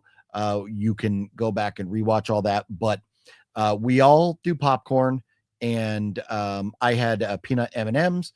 John went with Red Vines and then a soda. Red Vines is so my go-to. let's wait, Brett Mania 89 does say John is always right. Team John. I didn't see that comment at all. I think you're making that, but hi, Brett Mania. Cracking. Love Brett Mania. It's right there. I don't. Team John is all in capital letters. Thank you, Brett Mania. Ghostface versus the high scary movie Ghostface. Because in Scary Movie, Ghostface gets stoned, and so the mask turns into this kind of like stoned face. It's very funny. It probably depends on which Ghostface it is, because if it's the red hair girl, the daughter in part 6, she don't stand a chance. But anybody else would probably kill her. So let's see here now. John, you want to share that ranking situation that we were going through last week, and we will dive in. I don't remember. Did we already talk about the Scream franchise, or did we say we're going to wait until after this one? Oh, I think we could do it on here. We could do it next week. Well, we could do it with Master Chaos this year, because that's short. Oh, no. I was talking about where we ranked the franchises. I was asking, do you want to pull up the franchise ranking so we could dive back into that? Oh, it's right here. It's already up. I don't have it. How do you need to share screen? Okay. Yeah. Okay. Now do you have it? Yep. There you go. I'm still new at this. Okay. Bam. Okay. So we did talk about Scream, and it is top tier, and it stays there. Part 7 did not bring it down at all. I would say if the Scream was A, 7 would have just brought it up to an S anyways, because it is better than 5 and 6. Yeah, the average would have brought it up. So you can probably see that bigger than I can. Do you want to kind of quickly recap where we have each franchise, and sure. Then we'll dive into the new ones? Okay, so S, for those of you who weren't here, S is superior. S is the best that you could possibly do. The best. So S, we have the Conjuring, Scream franchise, and then the Hannibal Lecter franchise, and the George Romero Night of the Living Dead. Does not include the spinoffs, nothing, or remakes or anything. It's night, dawn, day, land, those movies. Yeah. And remember, this is the whole body of work for the entire franchise. So don't get mad if you're like, well, wait, this film sucked, but the others in the franchise is what, and some negotiating is what got us there with these. Yes. So then we have for A, so we have Friday the 13th, Insidious, It, A Nightmare on Elm Street, The Evil Dead, Psycho, Resident Evil, and Jaws.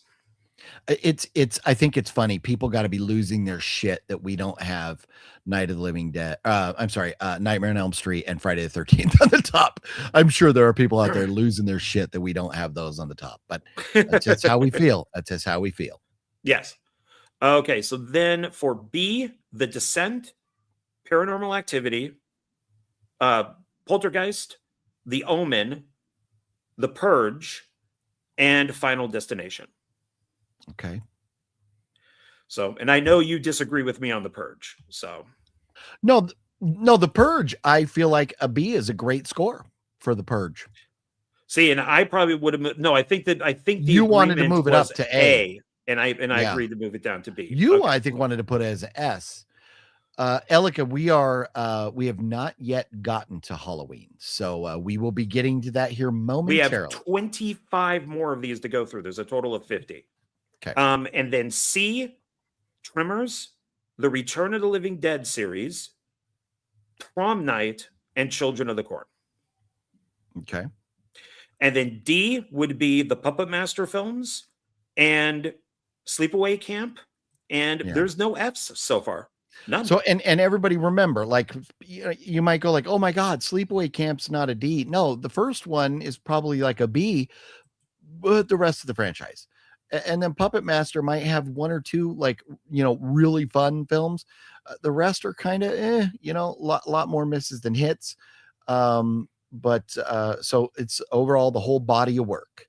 So let's go. What are we talking next, John?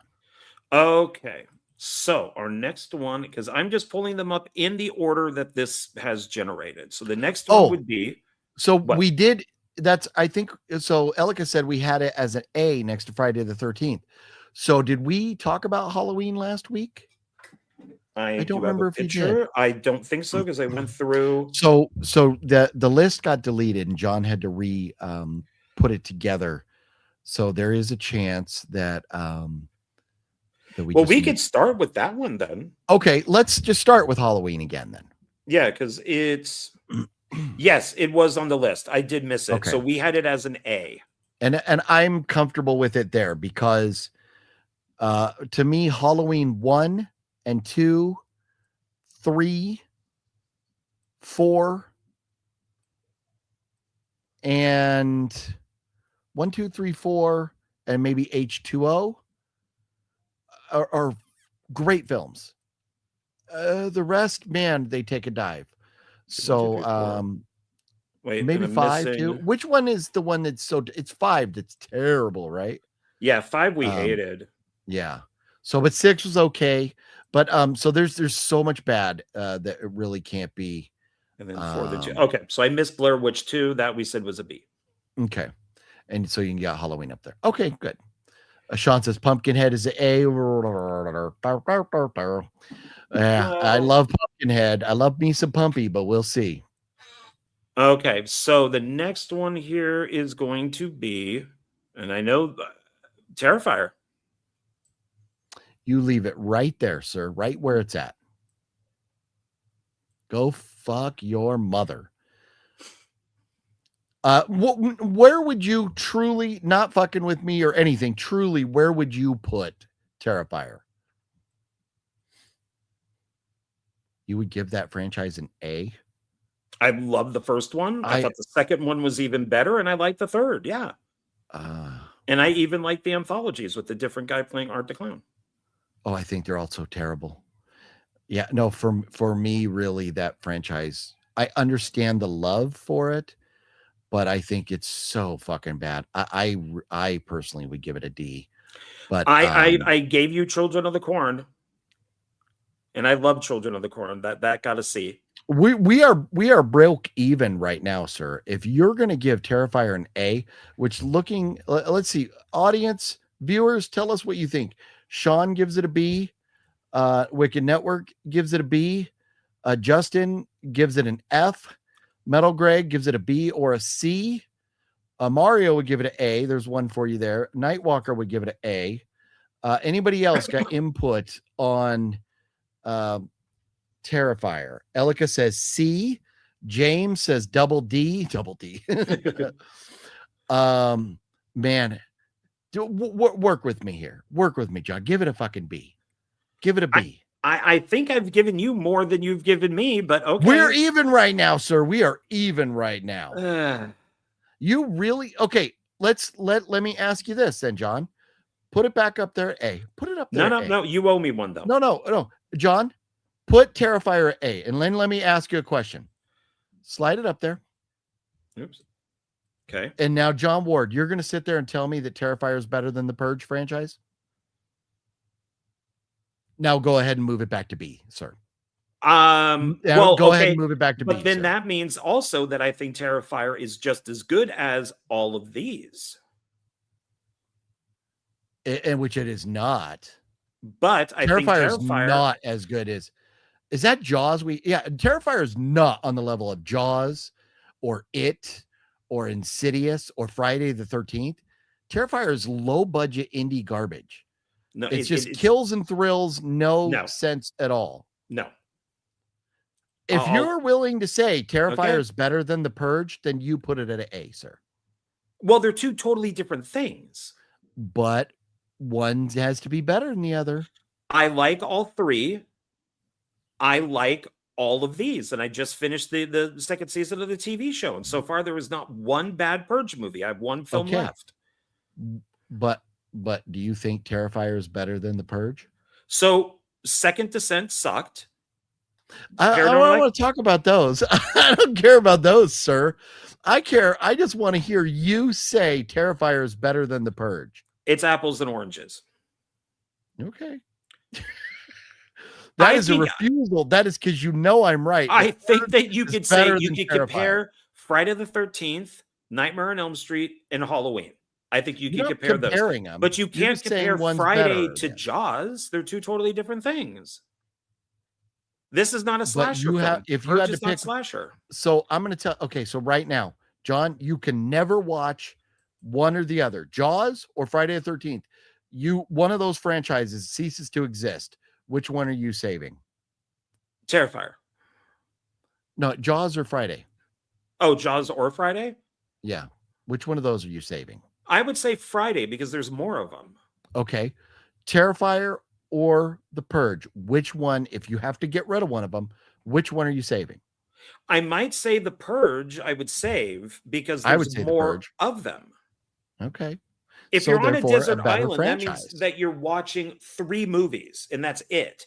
If you're watching The Purge, then you have like 6 movies to choose from, plus TV shows. Yeah. Scream is the same way. You now have 7 movies plus 3 TV shows. I think Terrifier is a very solid B. I have no problem giving it a B. It hurts my pooper to put it in an A. I'll leave it at B. Okay, Once again, I'll leave it. Once again, you have acknowledged that the ultimate authority on film, movies, and rankings is OGP. I disagree with that. I'm just trying to make you happy. Well, thank you. Sumo says Terrifier for you is like Scream for me. That's funny. Yeah, man, I fucking Terrifier movies can fuck off. And Sean says it's apples and oranges. Yeah. Okay. So, okay. All right. So now. All right. What's next? Carrie. I have to be completely honest with this.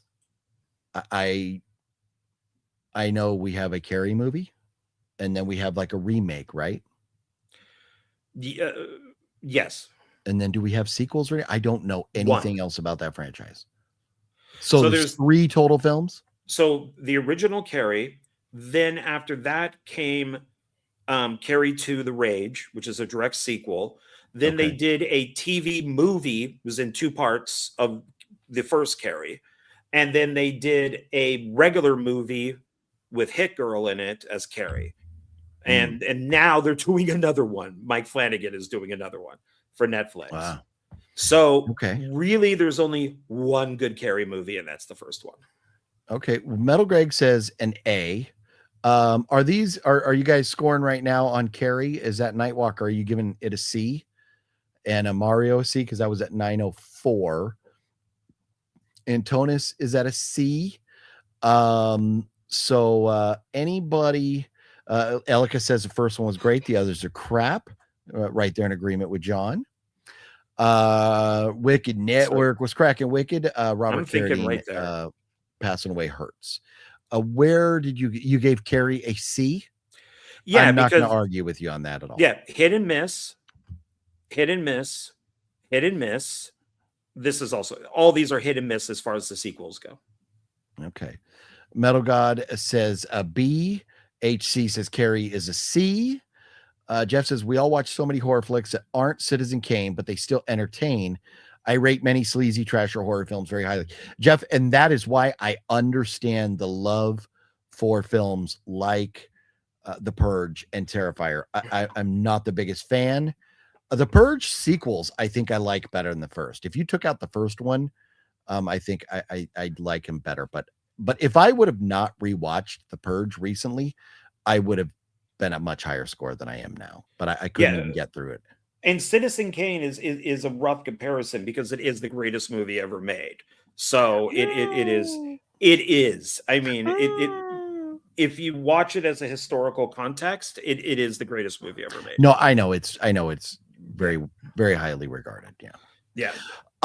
So yeah, no, and that's it. And that's why this is a ranking, kind of a collective amongst, those of you watching, and then our two ugly mugs. This is all of us putting our heads together, kind of debating and arguing where we think they should be. So yep, and it's just meant to be fun. Counts. Your yes, votes 100%. Yeah. Yes. So yeah, and HC was last comment. They're saying carries a C, and there you go. Perfect. Okay. All right. Next one we have Gremlins. Ooh. And there's only 2 of those. Wasn't there like a cartoon or something? But I that think probably so. doesn't count. Yeah, I think that there was like. But the 2 Gremlins films.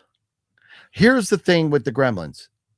There's only 2 of them, so that has to hurt. Kind of like, well, no, I mean it, because it has a TV show. I just think the lack of, there only being 2 of them has to keep it from the S. But I think beyond that, I think Gremlins is an easy A for me. I would agree with that. I enjoy both of those quite a bit. Yeah, yeah. So Antona says A, Wicked says B, MacLeod says A, Elika says C, HC says A, Mario says A. The first one is an A. The first one is definitely an A. It's like an A++. If it was just the first one, it would lean toward an S. But the second one is still fun. Hey, John, have you seen Ace in the Hole or Out of the Past? Ace in the Hole sounds so familiar. So Out of the Past, yeah, but we're talking 20, 30 years ago. A friend of mine watched all those movies, like film noir stuff. So I watched them probably on VHS, or we might have gone down to a theater to see them. So I don't remember much of them, to be honest. Fluffy says, I think they're making a new Gremlins. I think they are. They've been talking about it. I don't know if we're officially in production or in pre-production or anything yet, but I know it's been talked about quite a bit. So hopefully it happens. I think we would all love another Gremlins movie. And Metal Greg says A or B. So and John and I are both fine with an A. I think it's good there. Yeah. God, as long as the Gremlins aren't CGI, they got to be practical. I know, right? Hopefully, yeah. Ugh, that'd be awful. Oh, here we go. Oh. Jeepers Creepers. As a whole,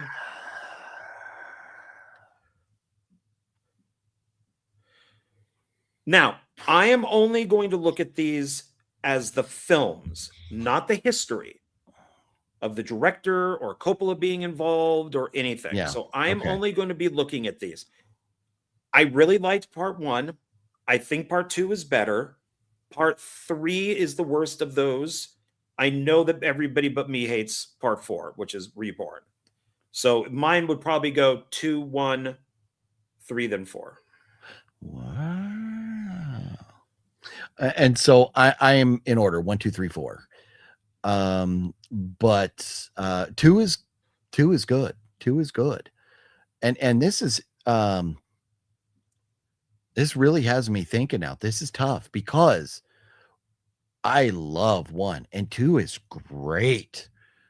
3 is but it's still watchable to me. 4 is unwatchable.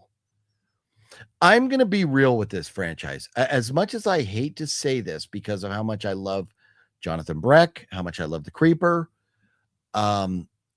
this franchise to me is a B. I'll go with B. I agree with that. Yeah. Okay. Let's see. What is everybody else saying here? Before I move Jeepers Creepers is B.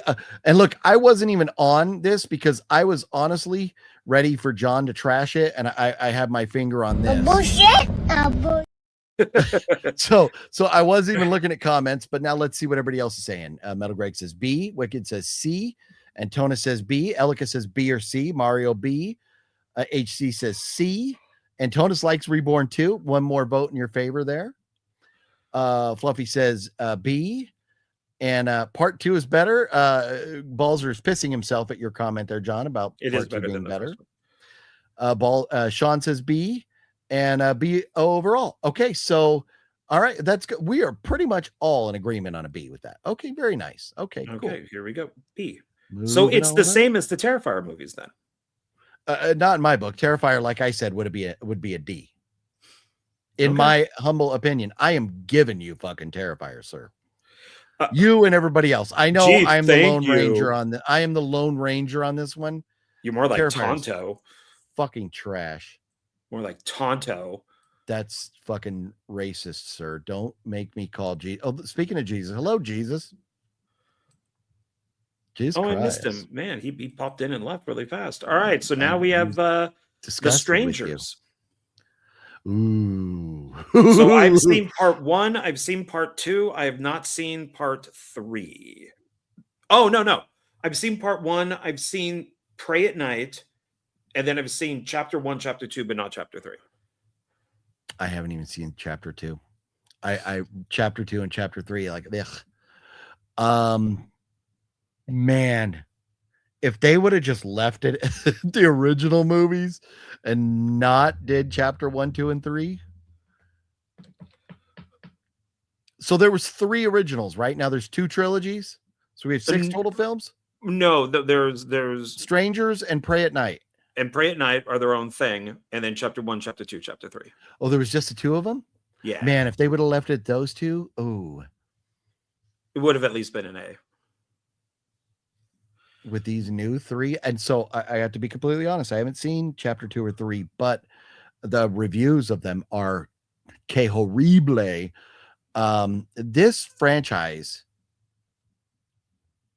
man, I want to push for a D, but I think the first 2 films give it enough that it might be a C.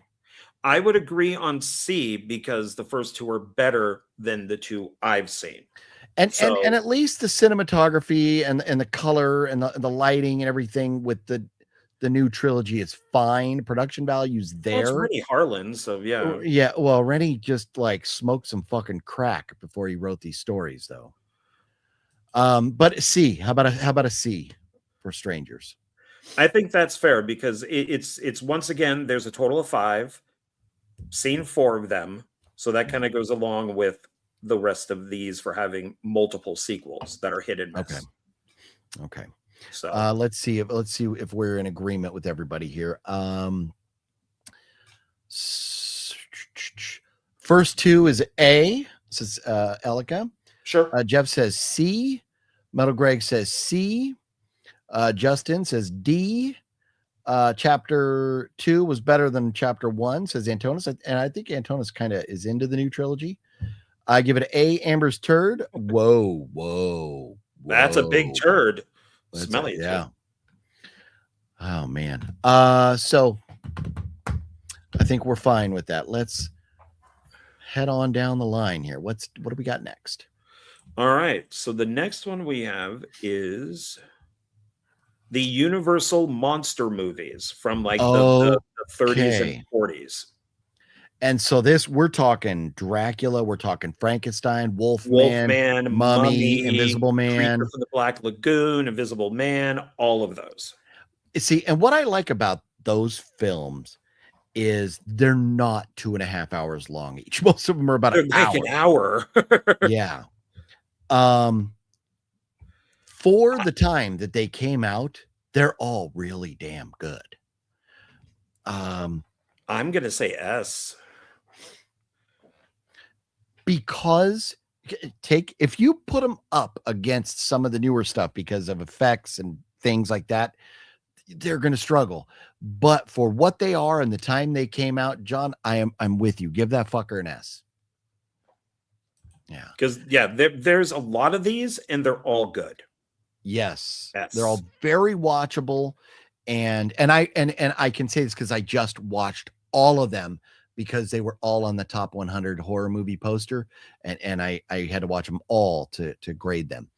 Antonis says S. Jeff says S. Anything less is absurd. It was the dog. Oh, is that typing here? The dog was typing. D don't like that. Well, and they're older Mario, so that's fair. And look at that Mario chiming in from John's channel over there. Very nice. Oh, thank you. No, and I get it. To each their own. John? Yeah, to eat their own. I mean, they're not for Thank you. everybody. Yeah, they're not for everybody. Metal Greg says S. No, and every time I say to each their own, John comes through with to eat their own. So that's why I cued you for that one there. Yeah, I did the same thing a very long time ago. I have burns of everything. And so I sat down. This is probably when I lived in Pasadena or something like that. We're talking long time ago. And I watched every single one and how they come across. Like Dracula would then go into Frankenstein, which then would go into, the Wolfman, which then would go into, and continuity wise and everything, man, they were pretty damn perfect. Yeah. The story, and see, that is what I love in a horror movie, is a good story. Get me captivated. Keep me on the edge of my seat. It can be slow paced, but get me captivated. Yeah. That is something that I really have a problem with Terrifier. The stories are just dog shit. It's killing. It's killing in blood.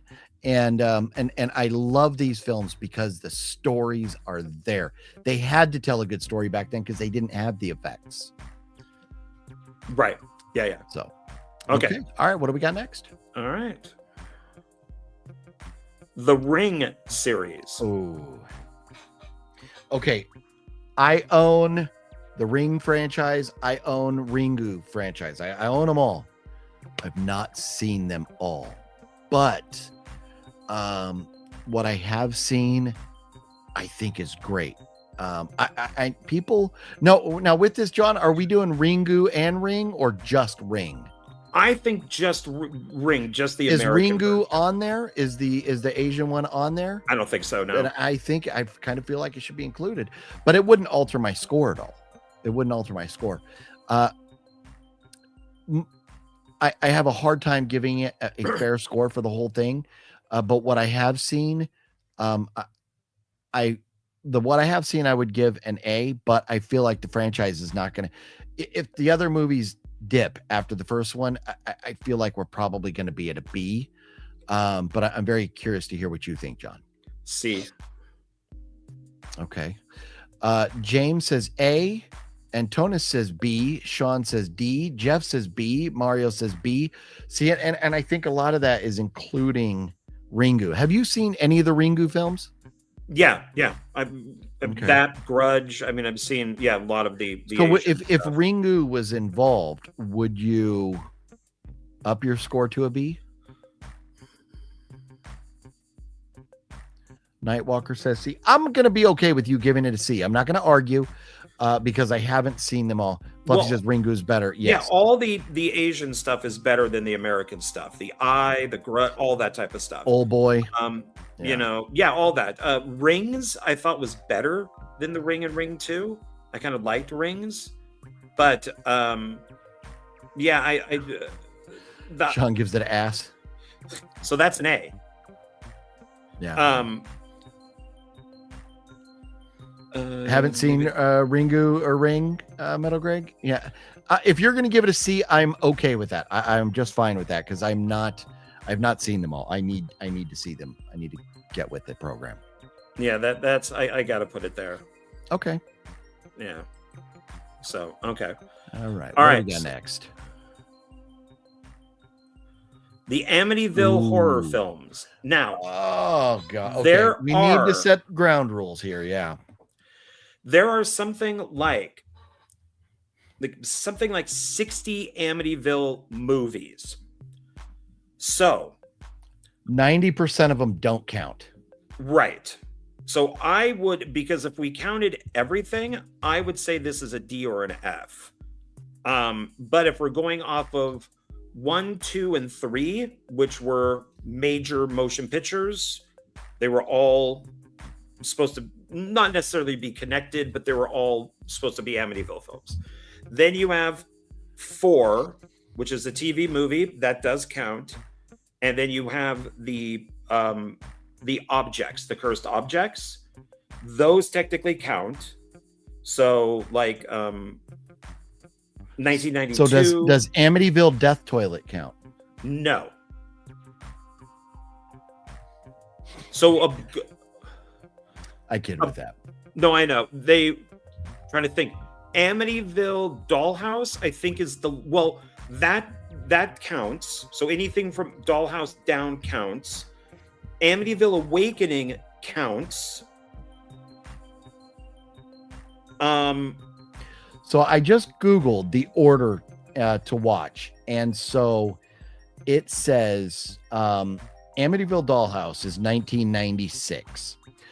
Then after that, it goes other notable entries, and then you have the Amityville Horror, the remake from 2005, Amityville The Awakening from 2017, and the Amityville Murders, a prequel to the original from 2018. That could count. That's Daniel Ferris, so that could count. Okay, let's go with those. That gives us 11 entries then. So you have Amityville 1979, Amityville Possession 1982, Amityville 3D from 83, Amityville 4, The Evil Escapes from 89, the Amityville Curse from 1990, Amityville 1992, It's About Time, Amityville A New Generation from 1993, then Amityville Dollhouse, Amityville Horror Remake, The Awakening, and Amityville Murders. So where might not, but yeah, we could put it. Fluffy says, love the Ryan Reynolds one. That's the remake, right? Yeah. And first one, B, Nightwalker says, it's okay. D, Amityville Bigfoot is a classic, says Balzer. The first and second are close to an A D, but we need the whole franchise here. I know. Sean says it's a D. Here's my thing. The remake is a decent remake. The original is great. Amityville 2, The Possession, I think is pretty great. There's a couple others in there that I'm like, okay. I have a hard time giving the Amityville franchise, even though there's 50 million shit films, I have a hard time giving it less than a C as a franchise. Where are you, John? Fluffy says C. Mario says F. Cool Duder has entered a chat for Amityville movies. I know. Cool Duder has an entry in this, but his just technically doesn't count. Like, just like Amityville Death Toilet. They don't. They're not. No. You know, they're just not. That would be like counting Camp Blood with Friday the 13th. It doesn't count. Metal Greg says B or C. Jeff says C is being generous. Mario says F. Fluffy C. So where are you with this? Do you want me to pull up the list so you can? Oh well, no, we got this up. We can't. I was gonna say so you can. No, because I know where we're at. So. Okay. If, like I said, if this was a whole, we're counting all, let's say 60 movies. It's a D. It would have to be a D or an F. Like a strong D, a weak F. I would say maybe with the ones that we chose, a B or a C. Just these 11. Just these 11. Yeah, so B or C, like a weak B, but a strong C. Yeah. I say, because here's the thing. Amityville 4, Evil Escapes, Amityville Curse, It's About Time, New Generation, Dollhouse. I can't give those above a C.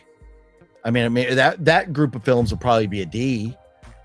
I'm comfortable with this franchise being at a C, and that's sad because you have a couple that are absolute classics, but they're just pulled down by so much shit. So much.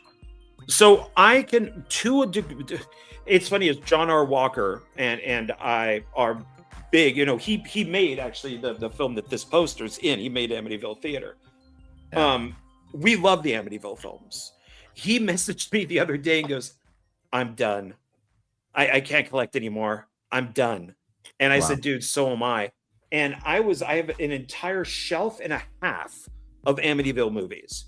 Being a dedicated fan. Amityville Death Toilet. I actually do. It's in the collection. Oh, those guys would be so happy to hear that. And I am friends with them. They're great dudes. I can't do it. I just can't. I don't blame you. No, I can't. So I am going to go. I will say C, because let's I'm put already it as C. saying, yeah, it's a, yeah, C is. And it's only because of a couple anchor films that keep it above a D. Yeah. So Okay. Yeah. Fair. Okay. All right. So Amityville Karen. Yeah. Oh my God. You're very welcome for that. Jeez.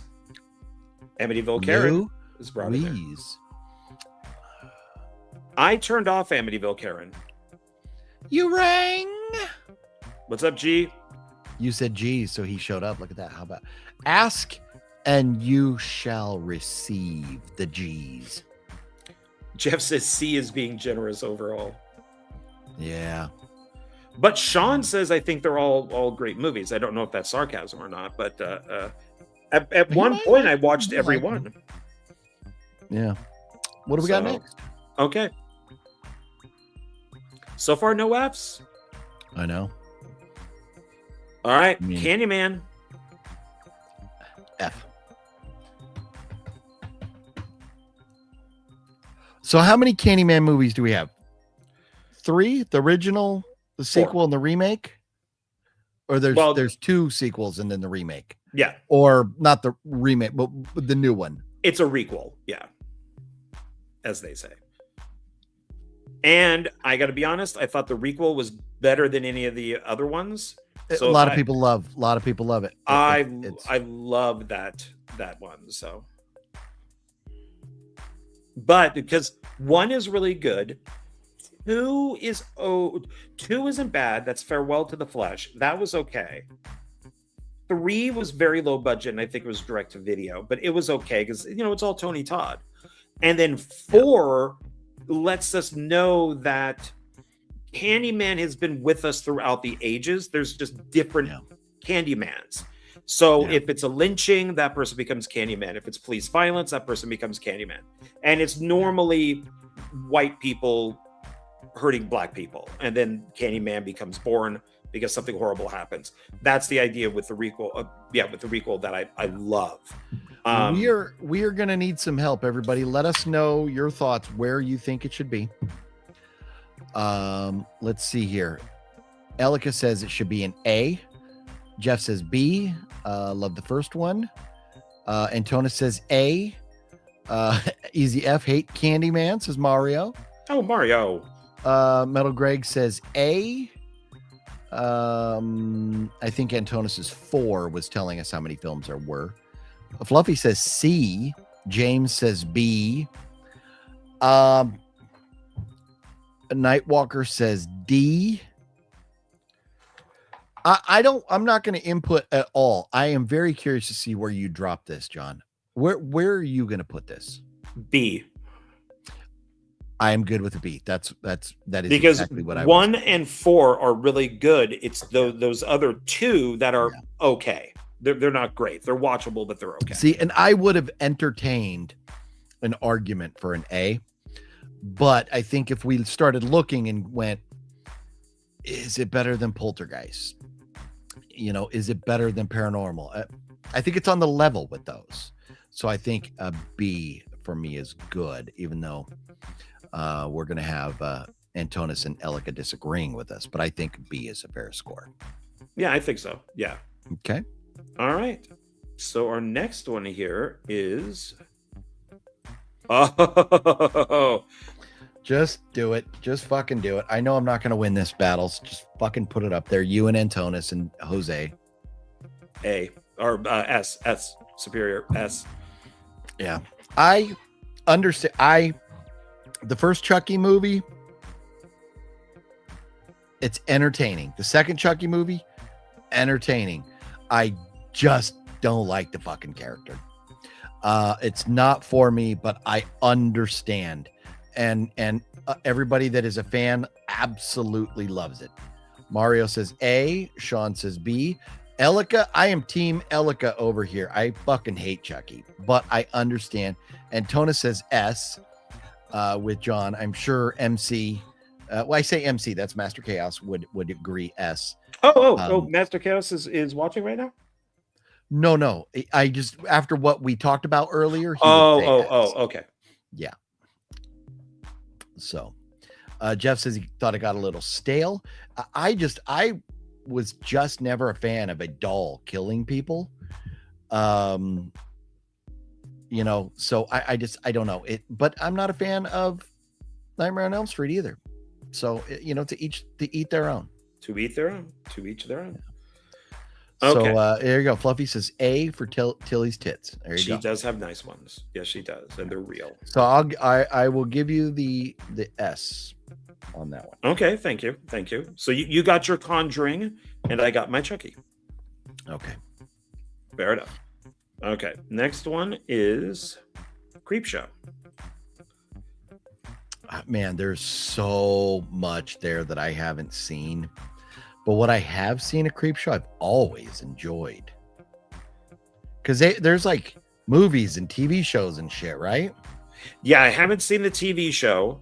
I've seen 1 and 2. I have not seen 3, which was bought by the same guys who did that like Day of the Dead prequel. I forget the full title of it, but they bought this company bought the titles and made their own movies. So they're not technically affiliated, but okay. I guess they kind of are because they did buy the titles. Okay.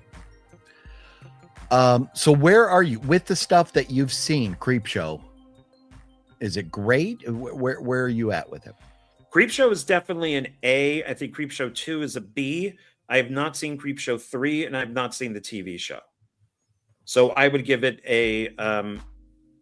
I think the second one hurts the first one, so probably a B. Yeah. And so here's the thing. I think we're going to have to include the average with the viewers here for this one because we have not seen enough to give it a full score. So you're at a B. I'm at an uncertain, but I feel like it probably should be an A. If we had seen the entire thing. Wicked Network says A. Sean says S. Metal Greg says S. Antona says B. Jeff says A. Fluffy says A. But Creep Show 3 blows. Okay. And Mario says A. I like the movie, TV show is good too.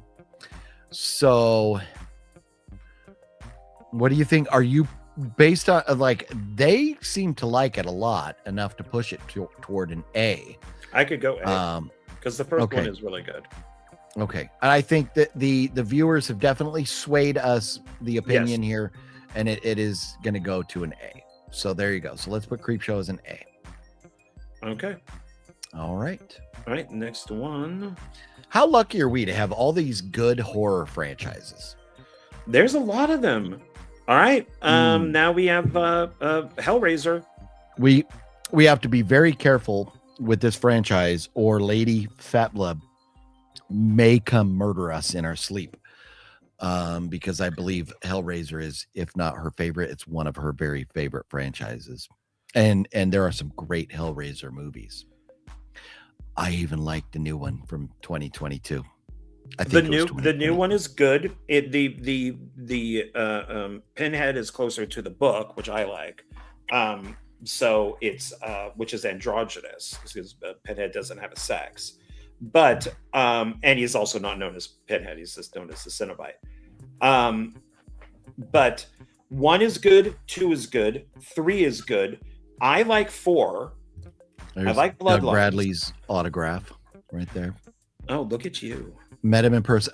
Did you know Doug Bradley, Mr. Pinhead himself, was in one of Jose's, maybe 2 of Jose's movies? Oh, he's in The Exorcist. Oh, that's right. Yeah. And I love that Doug Bradley went on to live streams like this with Jose talking about the movies and stuff. How cool is that guy? Oh, love nice. him. Nice. So sorry, you were going down your rankings. So 1 is good, 2 is good, 3 is good. I like 4. That's Bloodlines. That was the last one in the theater. 5 and 6 are I believe are the same script. Deader. Forget the other one. They've even talked about this. It's the same script. They just changed some names. So those are direct to video. Pinhead makes like one appearance, maybe two. And then there's the like Hellraiser World or whatever it's called. Hellraiser whatever Hell World, where they're all in like a game. And then there's that remake. Okay. So I am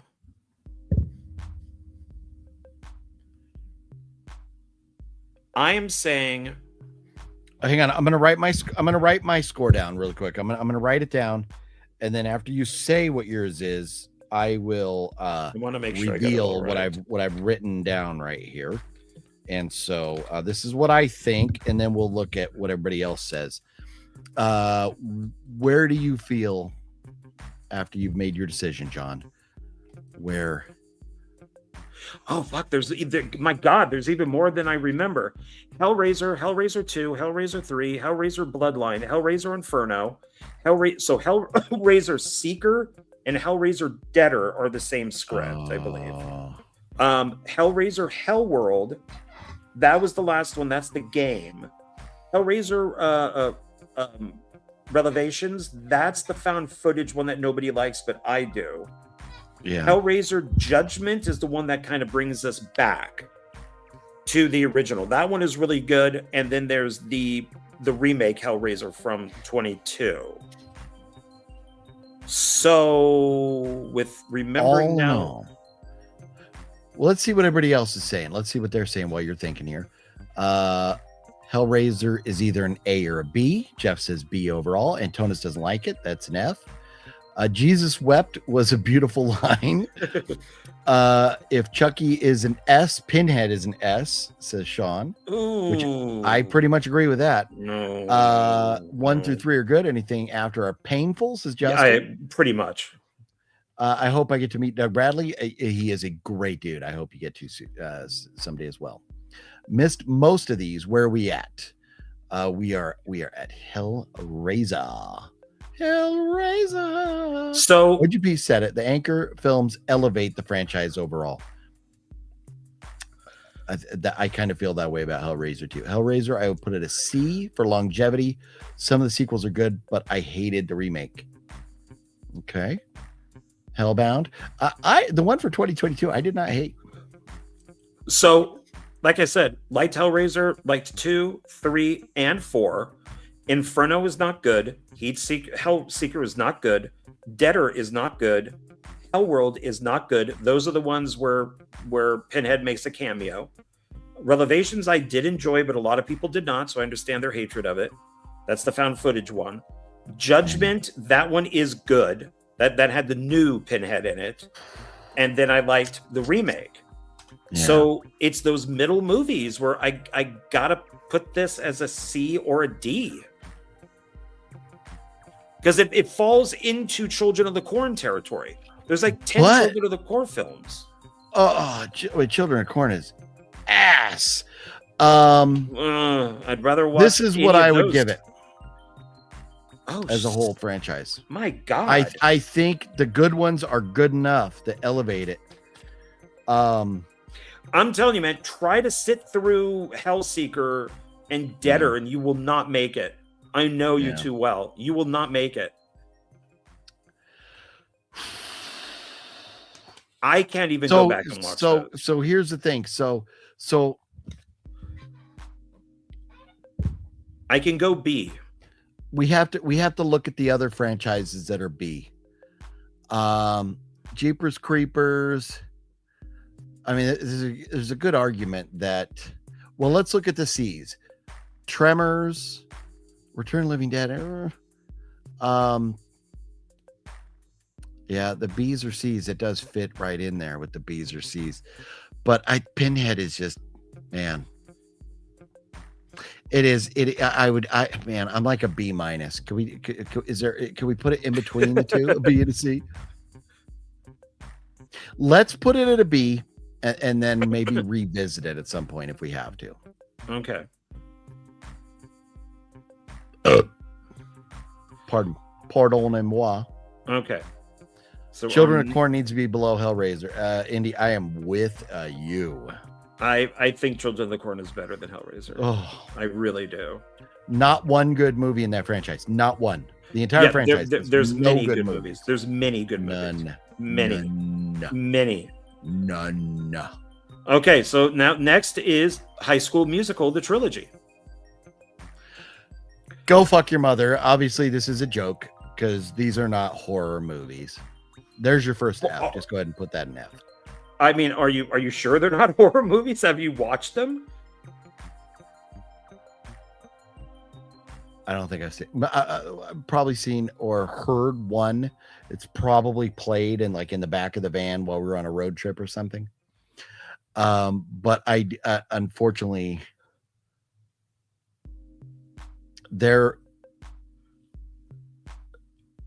I can't remember what it was, but there was something that driving a certain way to Vegas that I would see all the time, and I would go like, "Oh, High School Musical," because of a name of something that. So I know them enough to kind of relate to something, but I don't remember what that is now. But come on now, just fucking put it at F and fuck off. Oh god, jeez, man. Funny guy. High School Musical is a Z. There you go. no humor with here, man. Jeez. Okay, here we go. It was funny. That was funny because it was unexpected, and I'm like, what is this he's putting up there? But yeah. It's funny, but let's not beat the dead horse. Put it at the F and let's move on. It's in the Fs. All right. I Spit on Your Grave. Okay, I've seen original and I've seen remake. Beyond, I've never seen any other sequels. So there's the original, there's the remake, and 2 sequels to the remake, and then I think a couple unofficial, partially finished sequels or something.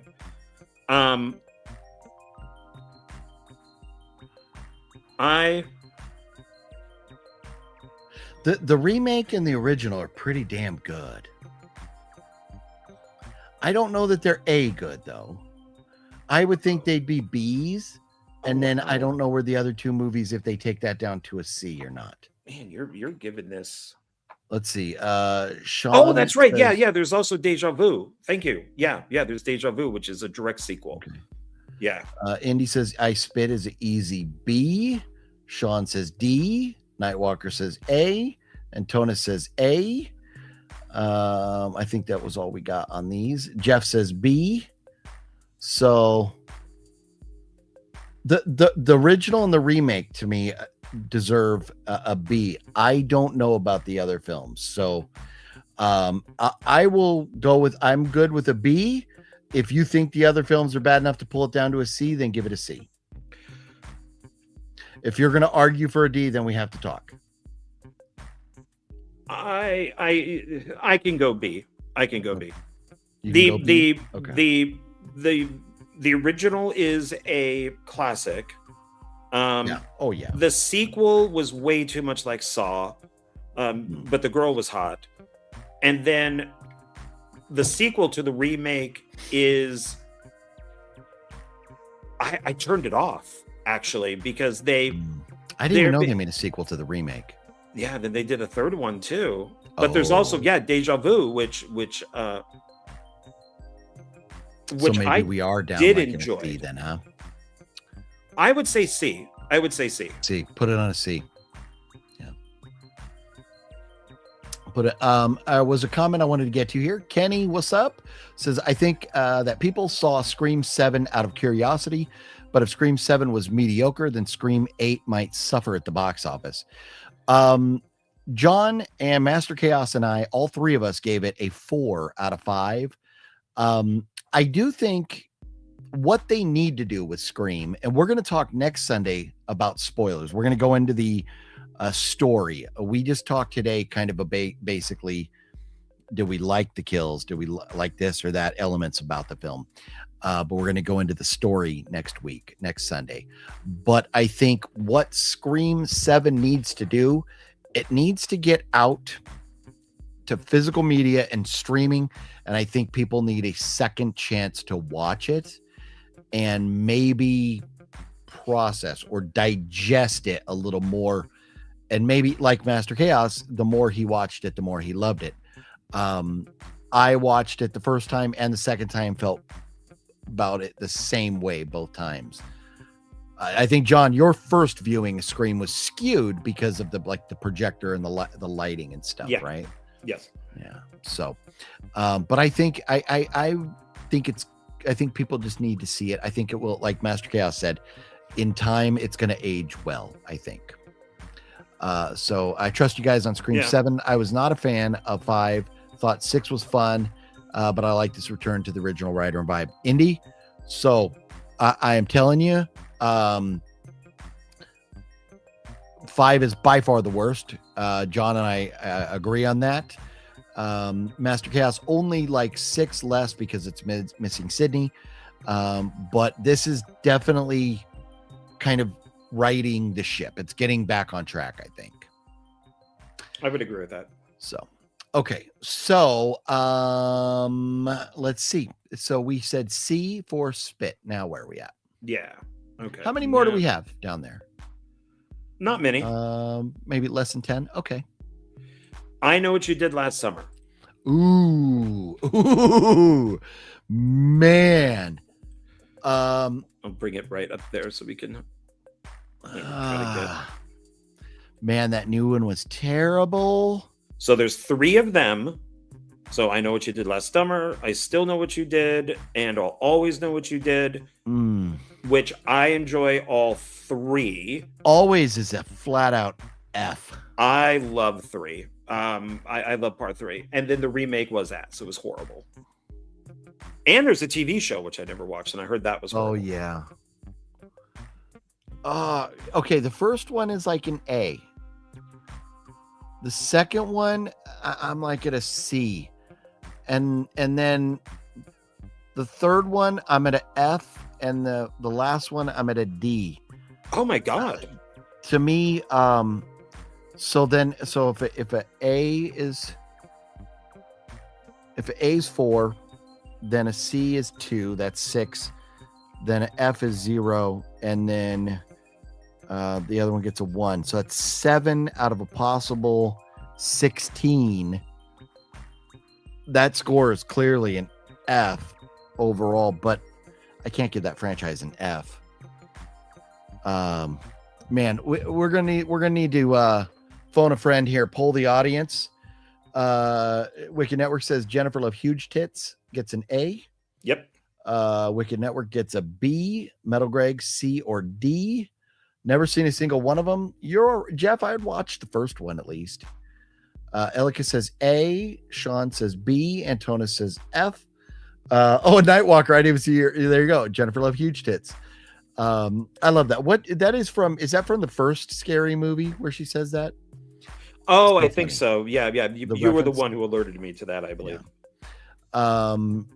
So A or B, but man, I'm telling you, part 3 sucks, and the new one sucks, dude. When they're trapped on that island, how stupid is that? Like, so stupid. See, this one, I would go with A. And it's in descending order too. The remake sucked, so that's an F. And then 3 would be a C. The sequel, still would be a B, and then the original would be an A.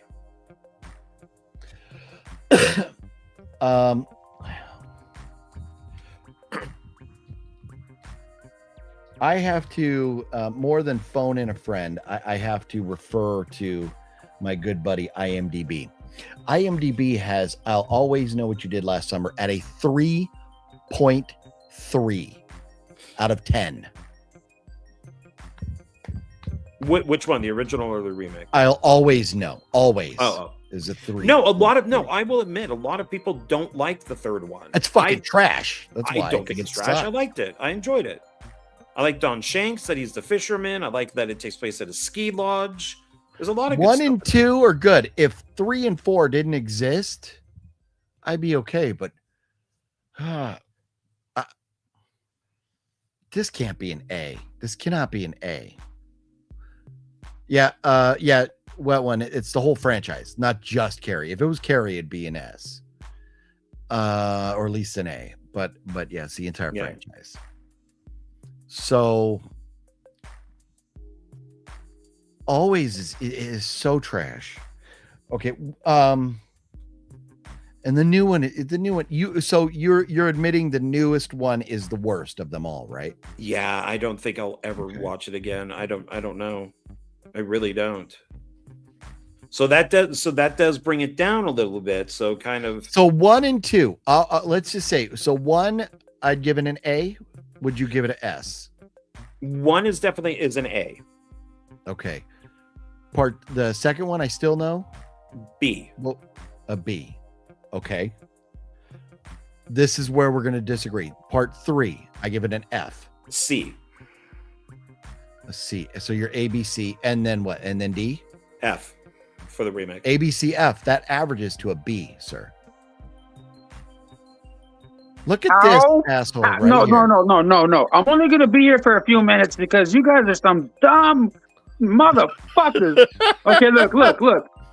I'm not the smartest person on the planet, but like I can see some of these dumbass fucking movies that you guys have on the fucking top list. It's the whole franchise. I don't give a fuck. Why the hell is Resident Evil there, stupid motherfucker? I know.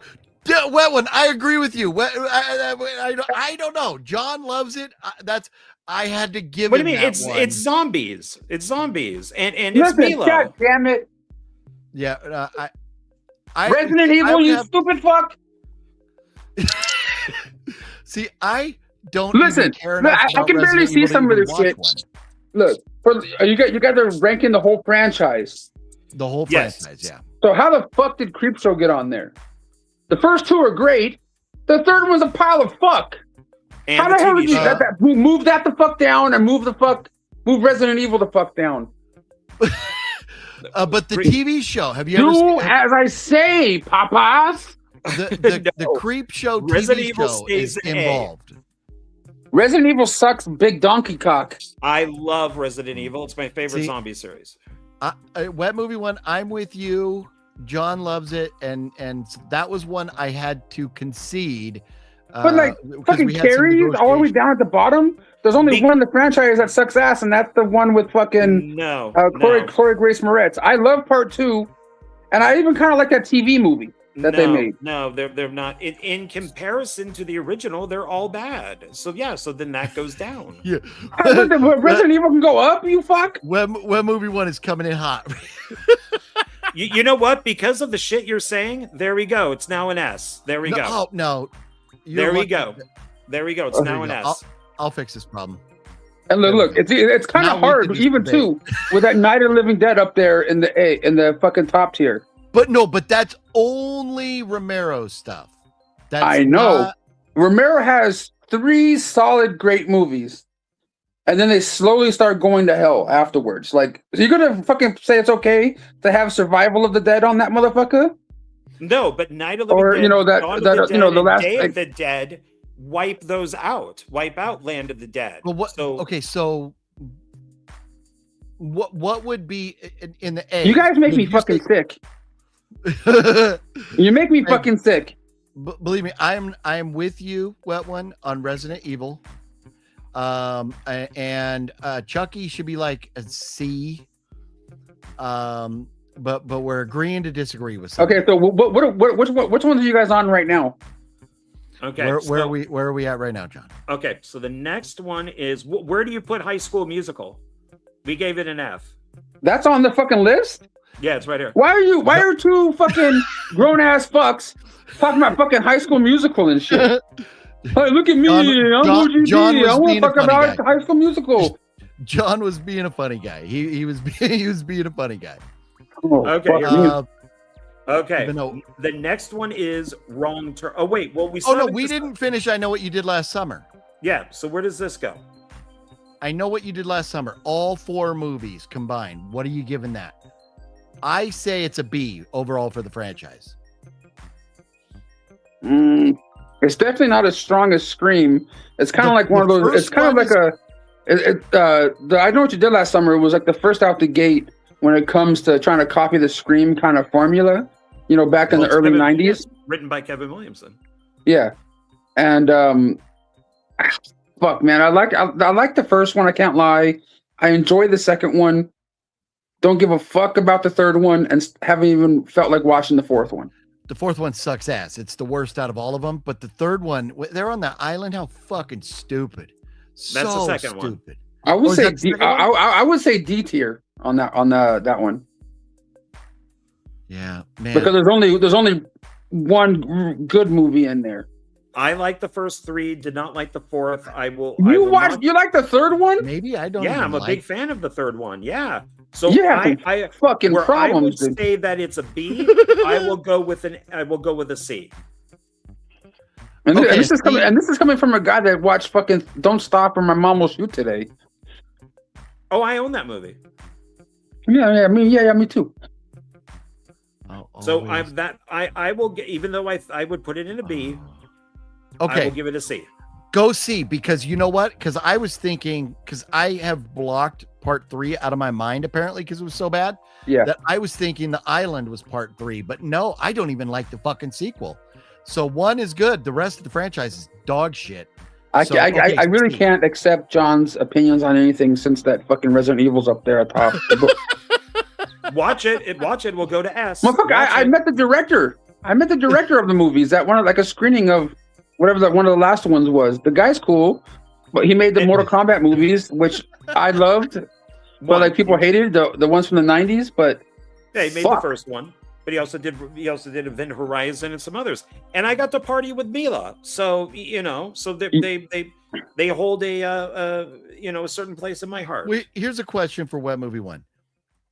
Does Mila Jovovich look like a man? Holovich. She kind of looks like the only movie I like her in, is fucking Dazed and Confused, and she doesn't even say shit in it. Yeah, because they cut all of her lines. They cut her character out. No, she doesn't look like a man. She's a supermodel. We had this debate a while back. Man.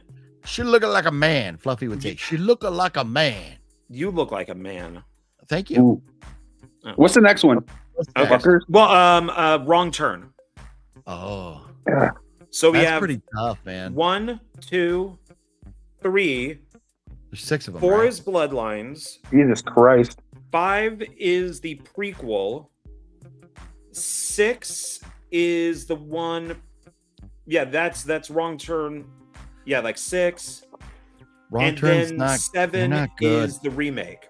The first one's the only one worth watching, and it's like. And even that one, I didn't really care that much for back then. Yeah. I only really watched the first one, maybe the second one. I'm not gonna lie, I never really watched the rest of it, so I can't really give a fair assumption on this one. Yeah. And Tremors should be higher too, fuckers. I'm the one to put it down there. I hate Tremors. Fuck you. Yeah, I think John would have went higher. I think it should at least go into a B. Tremors? For me, it was just a fun series to watch. I mean, at least the first 3. You know what I mean? The other ones I don't really care. Hopefully, Jamie Kennedy is not watching, but I like the first 3. TV show was fun for Tremors. For the 5 episodes that lasted. Okay. I will say, I think Wrong Turn. I'm trying to justify it being above a D. Is Wrong Turn on the level with Tremors, Children of the Corn, Ring, and I Know What You Did? I don't think so. I think Wrong Turn needs to be a D. That's what I'm saying. The fucking franchise Children of the Corn sucks ass. Wait a minute. I'm noticing Return of the Living Dead is down there towards the bottom. You guys are some dumb motherfuckers. Because Return of the Living Dead, the first one is good. The second one is okay. The third one is it's all right. And 4 and 5 are not good. I know. God damn it. Those first 2 are fucking cool as fuck. That's the problem. You have some great movies, and then you get some others that just fuck up the franchise. Like Hellraiser, Poltergeist. There's some there's some franchises with some good movies, and they just fuck it all up. So where would you? This is because of your personal connection. Sleepaway Camp. We have that franchise at a D. Are we wrong? Yes. The whole franchise. I would at least put it in C tier because like fucking 2 and 3 are fucking amazing. like amazingly fun and just goofy and shit, and like super nostalgic as fuck to me.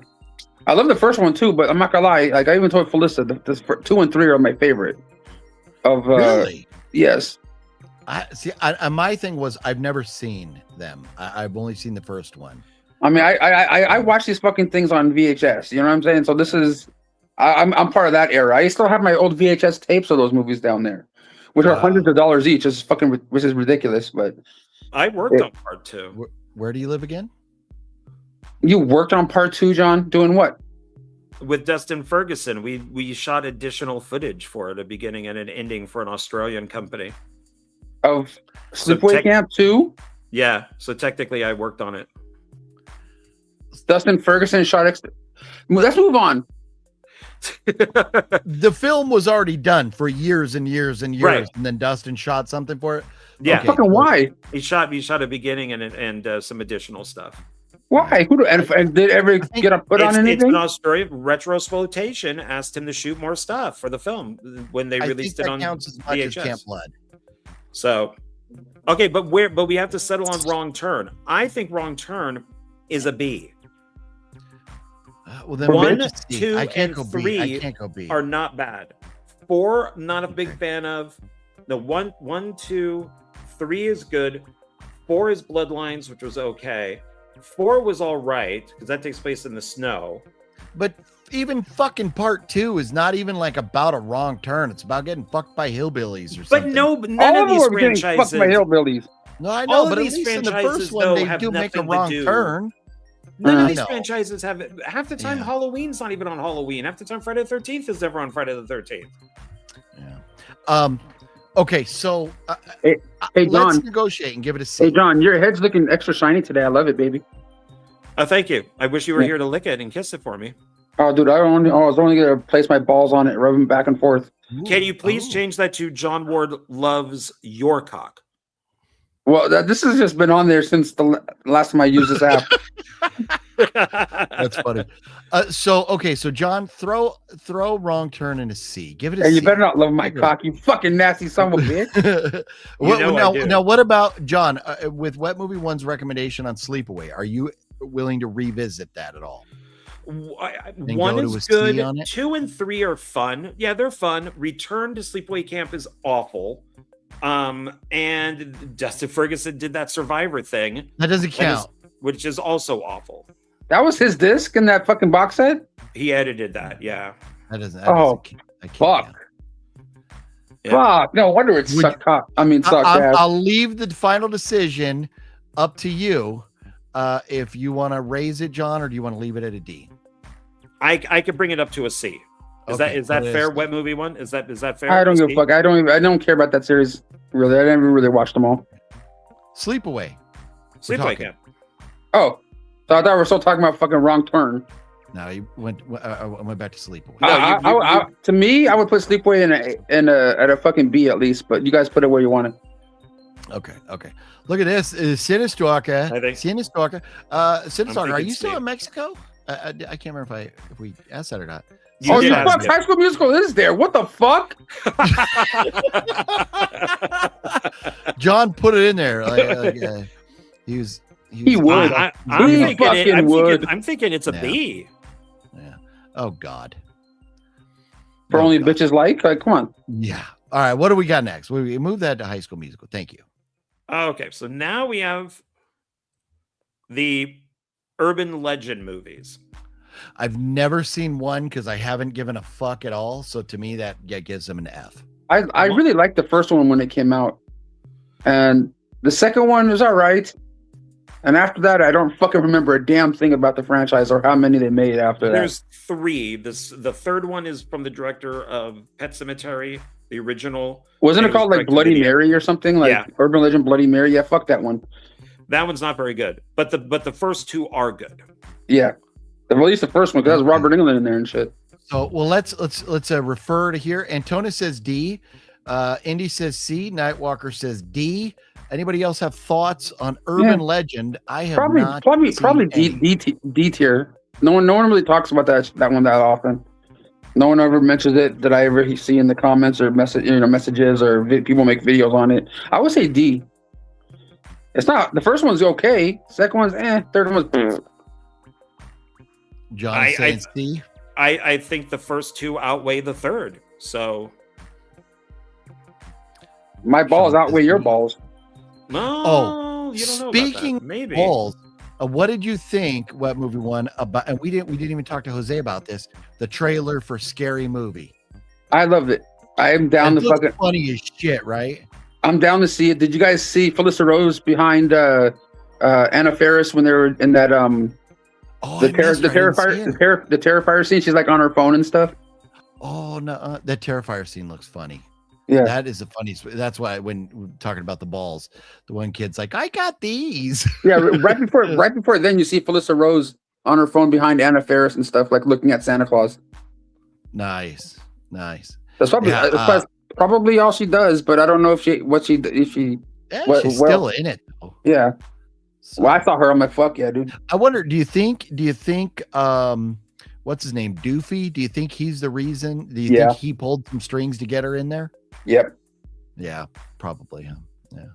I don't give a fuck shit. If I was a friend too, I would try to do the same shit. Fuck yeah.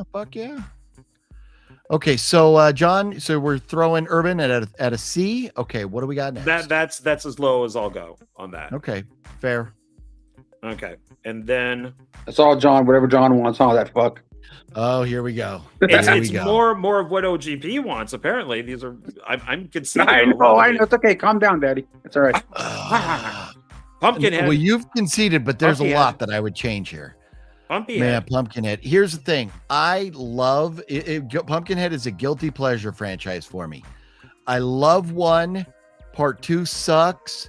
Part 3 and 4 are both fun, but let's be real. Are they great movies? No. The first one is a very good movie. I would give it an A. The rest of the franchise is not good. It hurts me to say this, but I think as a franchise, I think Pumpkinhead's a C. Yeah, I'm not gonna lie. I think I only ever watched those movies once, so I can't really say shit. Same thing with that Wrong Turn thing. Well, see, 2 sucked, and that it kind of killed it because it was kind of like this weird bullshit prequel. But 3 and 4, when you had like the Hatfields and McCoys, the two families fighting each other, and then the last one, I think it was the last one where you had Doug Bradley in it. They were fucking fun movies. So 1 is good. 2 is awful. Pumpkinhead was a guy in a costume, but it did have Amy Dolan's in it. And 1, 2, 3. What was 3? I think wasn't that the Hatfields and McCoys one with the two families battling each other? 2 of them were sci-fi movies. I thought there was a 4 and a 5. Is it 3 and 4? There's only 4 movies there. Okay, so 2 sucked, but it had Amy Dolan's, and then 3 and 4 were awful. Well, let's I think it should stay exactly where it's at. Where is it? And D. No, hold on a second. We gotta defer here, and let's see. I think we need to talk to Pumpy himself.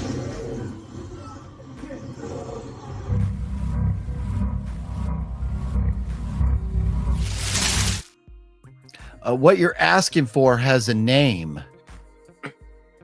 And what would you say, Mr. Cinestalker? What would you say about Pumpkinhead? Oh shit! What up, it's brother? It's pretty good. I slid him on in right there. I eased my way in there. Ah, damn. Slip them in like lube and all, like nice and lubed up. I slid in there nicely. Nice, man. You've been you might need a dual citizenship here soon. You've been spending so much time in Mexico.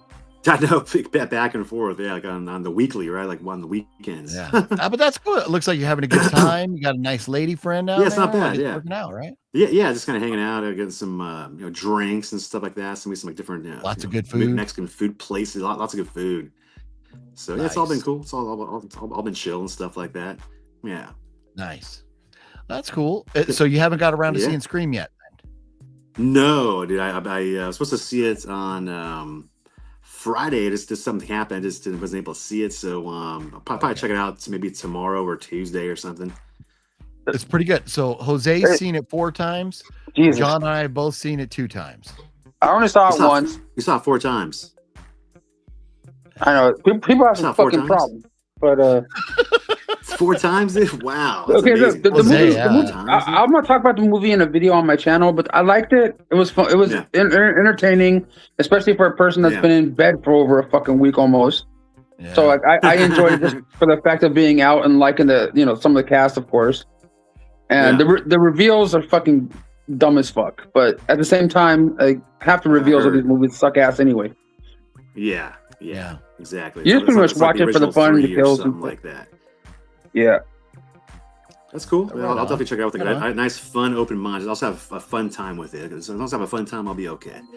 That's it. And it's a fun movie. Whether you agree with everything or not, but it's a fun movie. Okay, so I say, see, and John, for me on Pumpkinhead, going to a C hurts my soul, where I'd rather it be a B.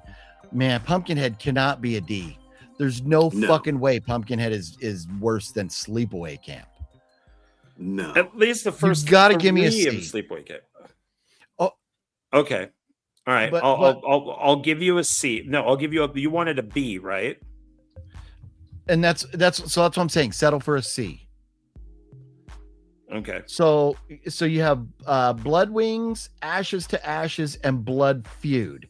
So Blood Feud. So in the third one, you have Lance Henriksen and Doug Bradley, and that's the Ashes to Ashes. That one's pretty damn good, man. And then part 4, Bloodlines, Blood Feud. That's when the love between two lovers is threatened by their families, violent feud.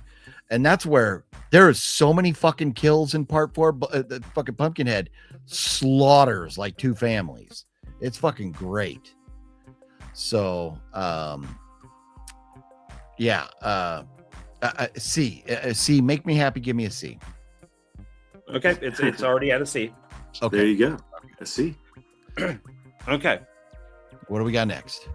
Wait. Before we move on, since I've been like at home for like a week, not really doing jack shit, I'm gonna show you guys some of the dumb movies I've been watching that just kind of like are weird comfort kind of movies that I watch, or even some of them I haven't watched some of them in a while. Okay, but we'll pause this here for just a moment. Let me remove that so we can see bigger. Ooh, it's not gonna get much bigger, baby, but But I popped this one in the other day, House Guest with Sinbad. Oh god, that's and awful. of course Phil Hartman and stuff. Oh, that one, yeah. That's why I don't know. It's just like I can't watch horror shit all the time, but so I had fun with this shit. Horrible. Pretty much anything with Sinbad in it, I always have a good time with. Yeah. And also, I was watching interviews with Stallone and Schwarzenegger recently. They did like a big interview with Harvey Levin from TMZ. Oh yeah, they had like a big sit down thing with him. There's like a video on YouTube for it, and they were talking about. I always kind of like this movie anyway. It's stupid, but they were talking about how Arnold acted like he wanted to do the movie, but Stallone found out first that Arnold wanted to do it, so he took the movie instead. But Arnold was doing it to fuck with him, and that was a movie called "Stop 'Em, My Mom Will Shoot," with Estelle Getty and fucking. Yeah. I've never even heard of that movie. Oh my god, you've never heard as an action movie, it's dumb as fuck. I remember that flick, dude. I own it on Blu-ray. It's like fun dumb. It's like a fun dumb. Is it a fun watch? Yeah, I mean it's stupid. It's stupid as fuck. But like it's good though. It's like it's just one of those ones you shut your mind off, and if you're not feeling well, it's just something that's on. You know what I mean? Okay. Yeah. And one of the other ones I popped in, and I'm just like, okay, I still kind of like this one, The Super with Joe Pesci. Oh, like, I remember that one. Oh yeah, dude. Oh, I remember that. Yeah, I don't think I've ever even heard of that one either. I remember like that movie that Blockbuster back in the day as a kid or something. Yeah. Well, if you're not laughing, it's not a comedy.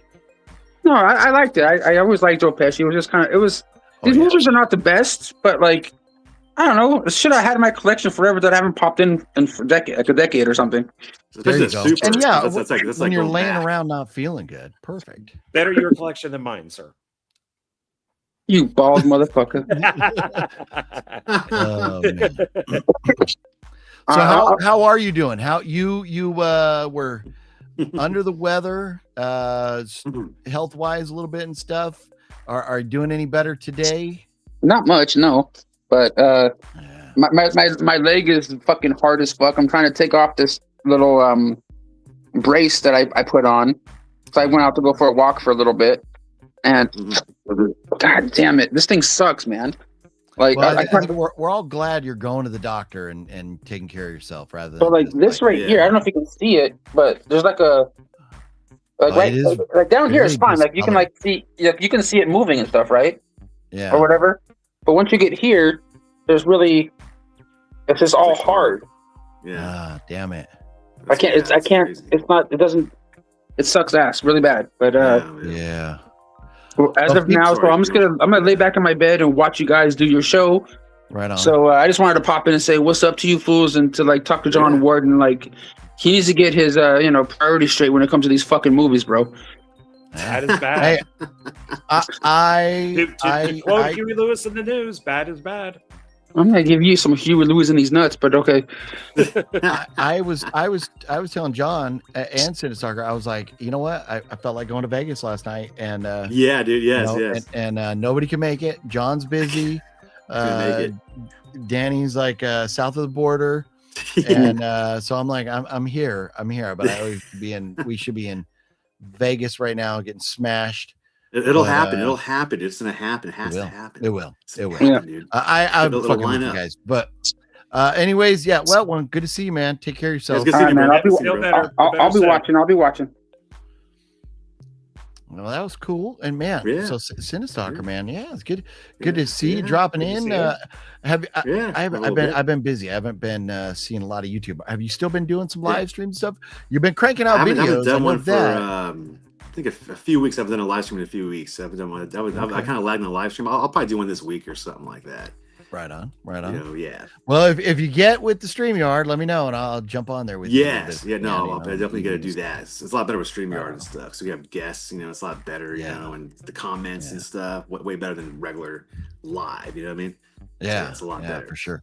Well, I know. I threw this. I threw the link at you while we're sitting. Oh yeah. Do you want to participate in ranking some? We got a couple more franchises to rank.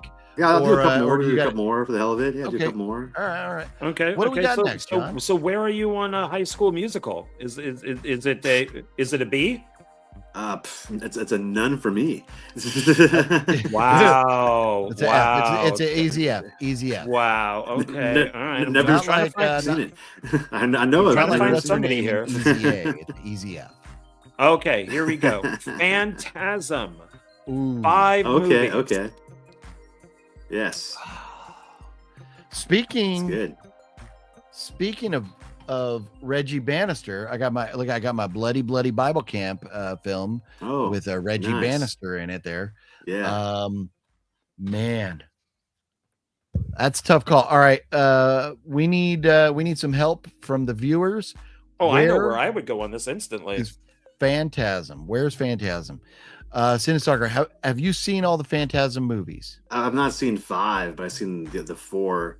So I'll probably give it like a good A or a B, something like that. I'd give it an A. An A, there you go. Probably an A. Yeah, it's good. And Tony says the first one. The first one's really good. It's classic. Yeah, 5 is even good. Okay. Yeah. It's just kind of with the music, and it's just kind of the whole story and stuff with the tall man, and stuff. So yeah, I would say anyway, an A is good. An A for sure. Right on. That an A. Indy says Phantasm is B or A in that order. B, part 5 was really bad. Okay. James says B. Metal Greg says either an S or an A, and Elika says A. I think we're giving that franchise an A. I think that's what we're doing, right? I think that is pretty fair. Solid. They're very solid. Yeah. Part 2 is really good. And I went with Jose. 5, We went ghost hunting at the place where the gate into where the houses in the first one. We went ghost, and that it all burnt down in the fires last year. Oh wow, no way! Very That's sad wild, stuff, dude. yeah. That's wild. Yeah. Wow, I had no idea. That's crazy, man. That's crazy. The haunted area up there that burned down. So we were talking. We're like, if it burns down, is it still haunted? Did that release? Yeah, it might be. The grounds could be. Yeah, I would think maybe the grounds. So look at this. Indy says Phantasm 2 might even be the best. How about them apples? Is that part 2 is pretty good. Part 2 is really good. Yeah, that's good. Be nice if they get that uncut. Would be really nice. It look like this. Yeah. No, we're missing the list now. Okay, let's do it like that. Okay, so is Wishmaster on the list? Do you have Wishmaster on there, John? No, that is not on here. And then what about Leprechaun? Somebody mentioned Leprechaun too. Oh, Leprechaun. Not on here either. Leprechaun. Leprechaun. It's gonna be pretty low. It's gonna be pretty bad. But. Well, it's this is stuff to keep in mind for the next one because there's more franchises. Yeah, we haven't even touched on a lot of them. So okay, next one here is, and we still, except for my joke, we still don't have an F. So, all right, here we go. Saw. Ooh, fuck. Okay, in my humble opinion. Wait. I'm sorry. Where did we decide? Is Pumpkinhead a C? Is that where we're leaving it? We're leaving it as C. Okay, so I would go to a B, but I kind of feel like most people wouldn't, so I'm okay with the C.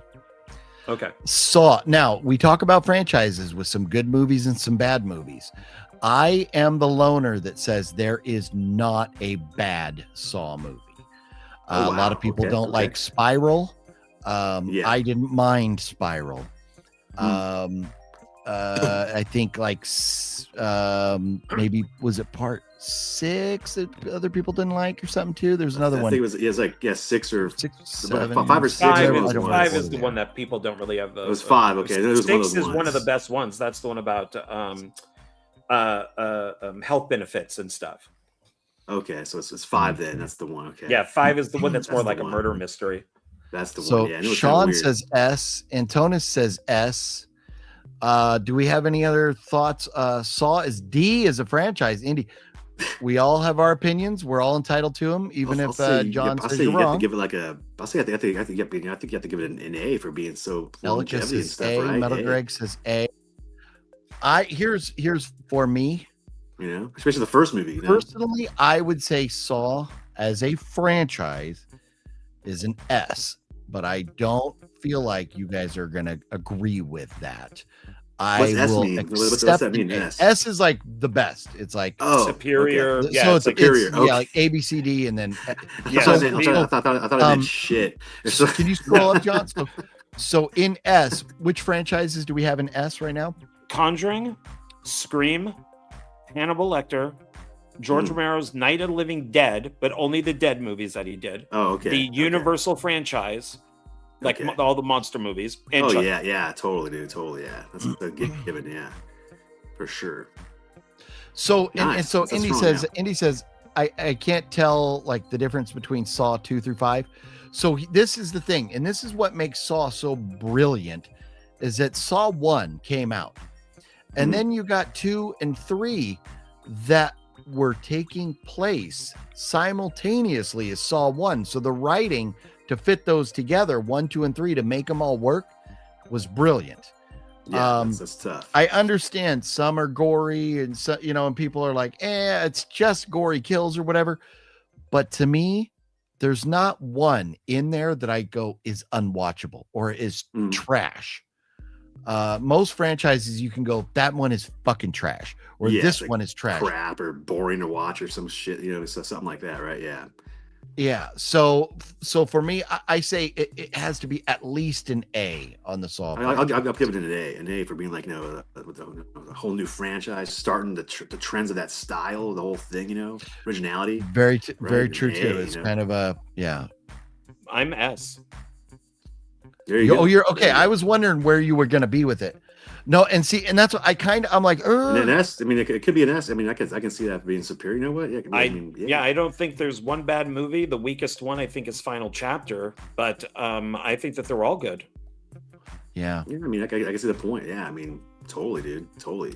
Yeah, I agree that they're all good. I think I'm okay with an S or an A. I'll give it an A just to be just different, it's up there. I mean, it's like right there, dude. It's like it's right there, A and S. Well, let's look at some others. So Saw, I think Saw is a better franchise than Phantasm. We're not going to discuss Resident Evil. We have our differences there. I think Saw. Halloween and Friday the 13th. I think Saw is on the left. Maybe it's better than Halloween. Man, Friday. It's so tough. I'm okay. Probably more if you Saw want to movies give to it A or watch than B. Halloween. So it's probably a lot more Saw movies to Yeah. entertaining than No, Halloween. Indy, probably. we all have that one franchise, or two franchises that we just don't like. Yeah. Is there anybody else? Anybody else has thoughts on Saw? Let's see. Fluffy Gamer, here it is. There's putting us over the edge. Fluffy says you can't spell Saw without an S. Oh, that's a good way to do it. Throw it up at the end. And Fluffy is the one that got me into Saw. I'd never seen. Was he for real? No way. I didn't know that. There was a couple Saw movies out already, and then Fluffy was like, you need to get in this. Elika, you have a very good point. Chucky is not better than Saw. If Chucky is an S, so is Saw. Okay, Sean. That's a good point. Yeah, Jeff says B. But yeah, Fluffy was telling me about the Saw movies. I went and I was like, oh my God, it's fucking amazing. And now, like, man, Tobin Bell. I got a couple Tobin Bell autographs. Fucking love he gets autographs. For me, it's Chucky, Scream, then Saw. No, actually, it probably would be Chucky, Saw, then Scream. Maybe you got to save this list, and then when we're done, when we got to go rank the S's, which one's best S, and then there you go. That's a good way to do it. All in order. That would be one hell of a fight. We'd be arguing like crazy. Right. That's a good one. That'd be good. All right. Okay. So what do we got next? Only got a few left. Ooh. Sinister. There's only two of those. They're both so fucking good.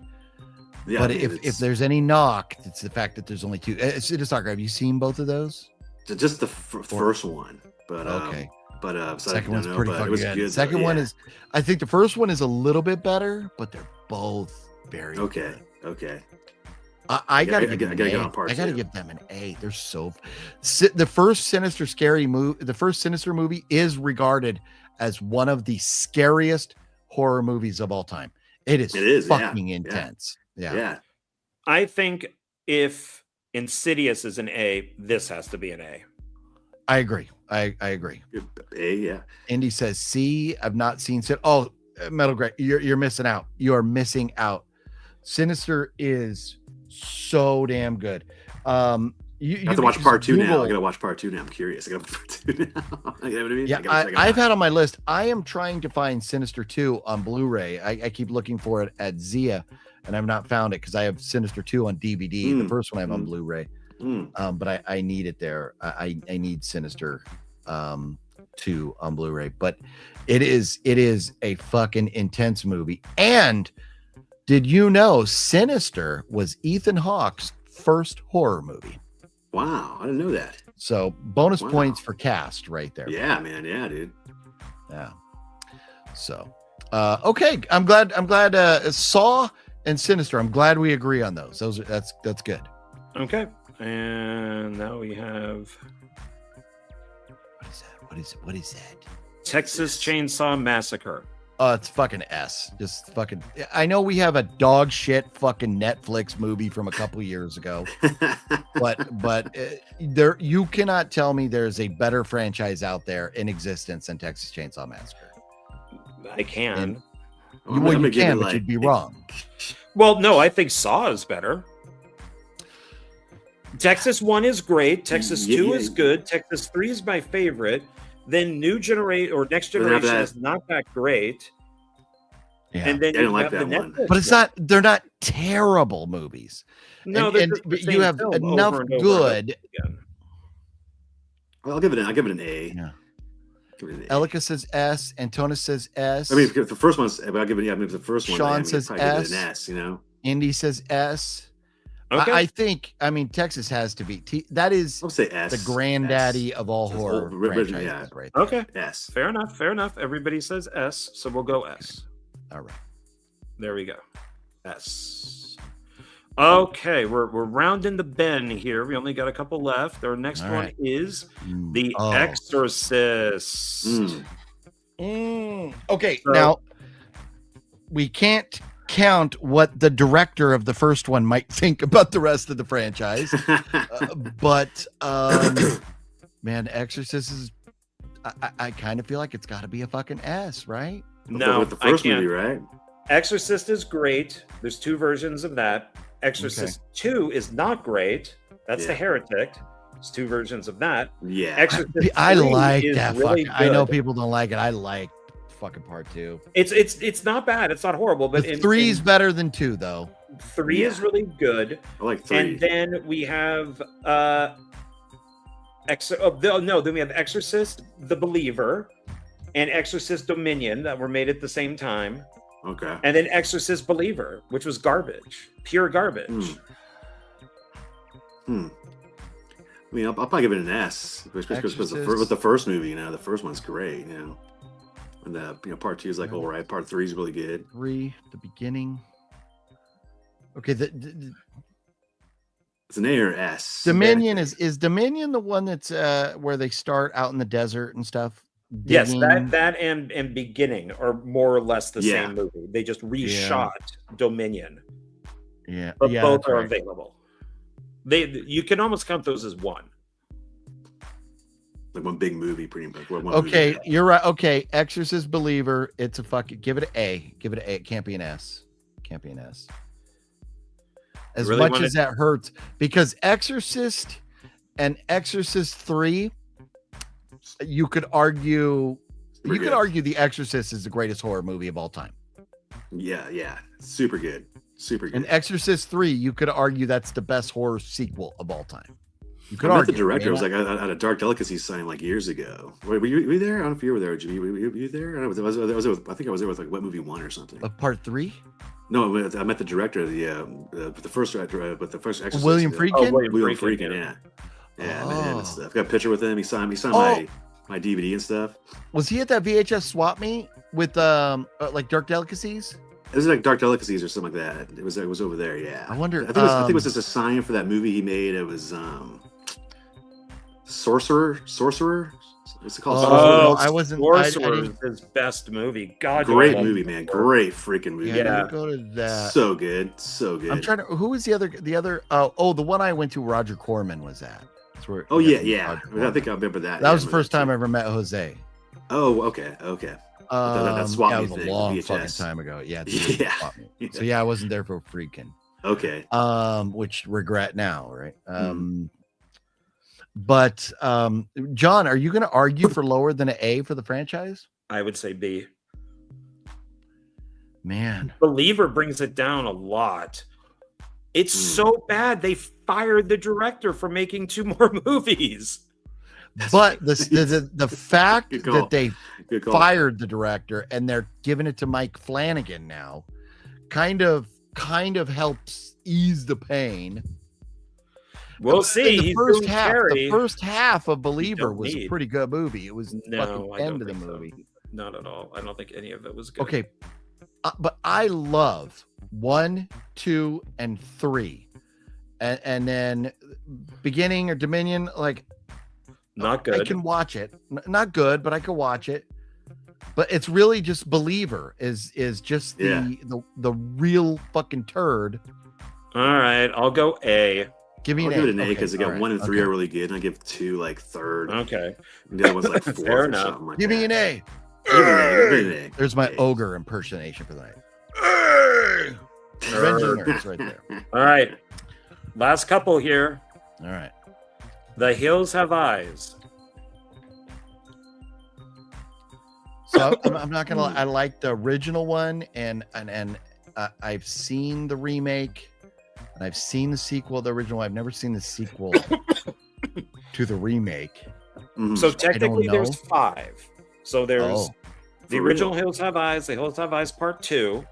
Then there's the remake, Hills Have Eyes 2. And then there's a film called Wes Craven's Mind Ripper, which was actually supposed to be Hills Have Eyes 3. But they changed the title on it. Mind Ripper. Hills Have Eyes it's a fucked up movie. But give it a B. I think a B is a fair score. Where are you at, John?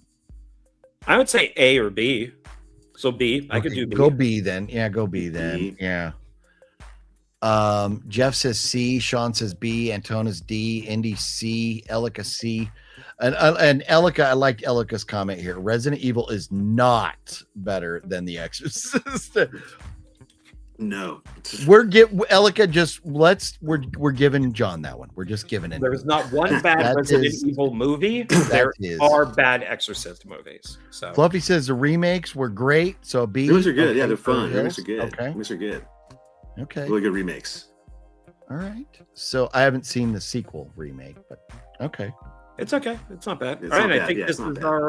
our last one here. All right. What do we got? What are we doing? The last one. Hostel. There's 3 of them. Oh, okay. Fuck. This is a tough one, man. The first Hostel movie. Oh my God, is it good? Now So good. it's not for everybody because it is violent. It's like Saw on steroids. A little bit of dark humor there. And the second one is really good too.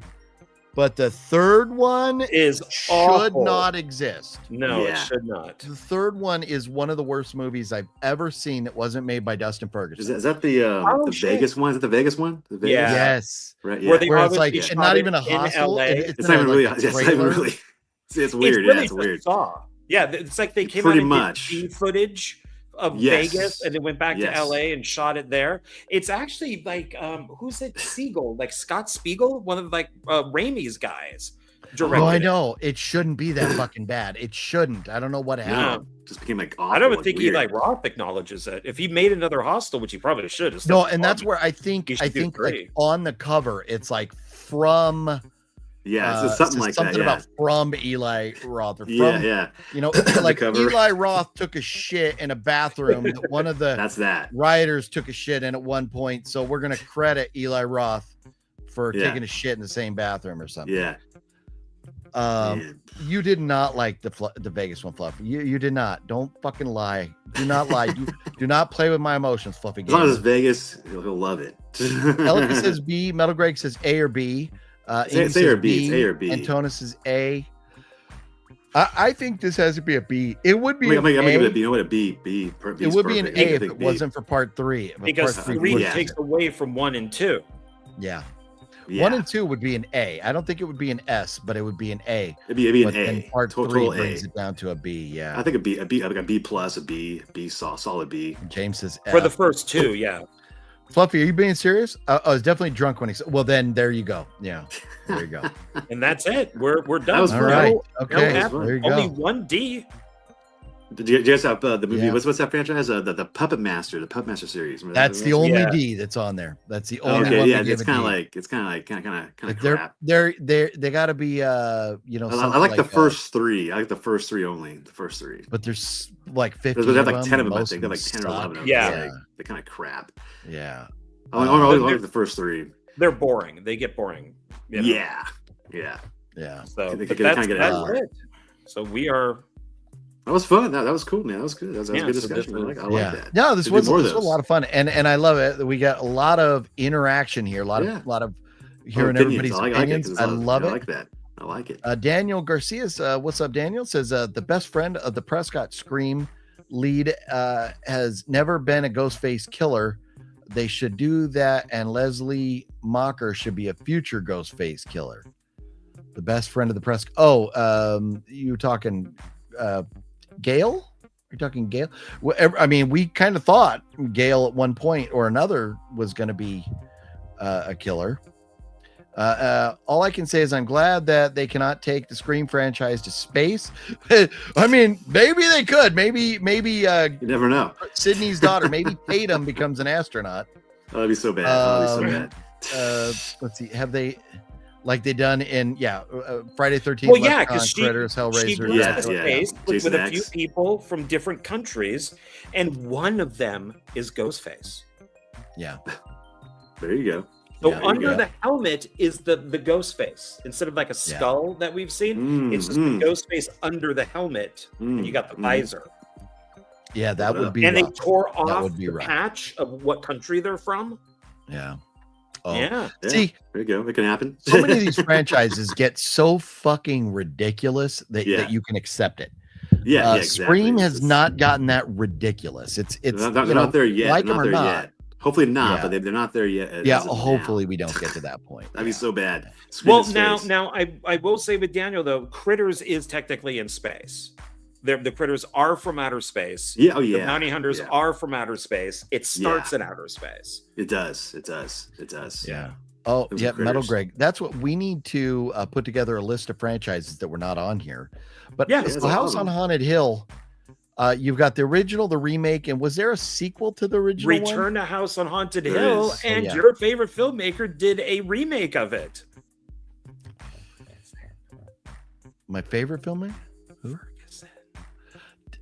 Oh, well, that doesn't count. Nothing Dusty Ferg makes counts. That's hilarious. Well, I'm gonna get rolling, guys. I'm just gonna Right lay on. down and chill. Cool. It was Yeah, fun I'm going out here. starting I'm to gonna check yawn the rest now. of the We live gotta right call there. it a night. It's Getting the like hydrations from boozing some. Nice. Yeah, you gotta the beers. rehydrate. Yeah, you Those gotta Mexican rehydrate. beers. Yeah. But it was Man, fun. Thanks for having me I, go on here. It was fun, man. It was fun. It was Yeah, good, for dude. sure, man. Good, Yeah, thank you. good Thank you times. for Good to joining see you. us. Yeah. And that's We'll what. do it again That's why sometime it's soon. Sunday Night Mayhem. You never know what Cinnamon craziness Mayhem, brother. is gonna happen Hell over here. yeah, Cinnamon yeah, Mayhem. brother. Out the Mayhem. There you go. Bam. Right on, man. Hey, I'll well, check have the a rest good of the night, live. bro. I'll We'll check the rest of it out right now. Cool. Finish it It up. won't be long, but okay. Have a good one, dude. All right, man. Right, See you you. too. Thanks. See you guys. Look at that. Look at that legend right there. Cinestalker. We had Cinestalker. We had Master Chaos. We had Wet Movie 1. Man. But we're just missing Fluff. Fluffy was commenting though, but Fluffy, like, I'll send him a link from time to time, and he doesn't usually want to come on. He just wants to comment and stuff, and that's all good. But we need to get Fluff on one of these days. So let's see. Mr. Frost with Jeff Goldblum is a good horror flick. Well, and so we went franchises, so technically they had to have 2 or more. For the most part, they were like 3 or more. We just have a couple with 2. But anyways, Hatchet movies ranking. There you go. So Leprechaun, Hatchet, we Ghoulies, we have more to rank. So John, you're gonna save this list. Yeah. Okay, and then so maybe next week we'll start compiling other to add on movies. Yeah, that we don't I can always look back on this. I got my coffin over there, bookcase. That's all slasher movies, and then I can go look in the other horror movie areas and stuff for like DVDs, Blu-rays, and all that. Other franchises. Yeah, Hatchet would definitely be in there. You could do Lost Joyride. Lost Boys. There's 3 of those. Fear of Clowns. Fear I of don't Clowns. Yeah, I got Okay. Fear of Clowns 1 and 2. Well, did Jester 2 come out? I did it. I think maybe it did. I knew it was coming, but I've only seen the first Jester. Fright Night. I don't think we got that on there. Well, everybody, join us next week. So next week we're going to early on. We're going to talk with Master Chaos is going to come back, and we're going to talk Scream 7. We're going to deep dive into the story. We did not do spoilers tonight. So next week, Master Chaos is going to come on. We're going to dive into the story, elements of the story that we liked or disliked.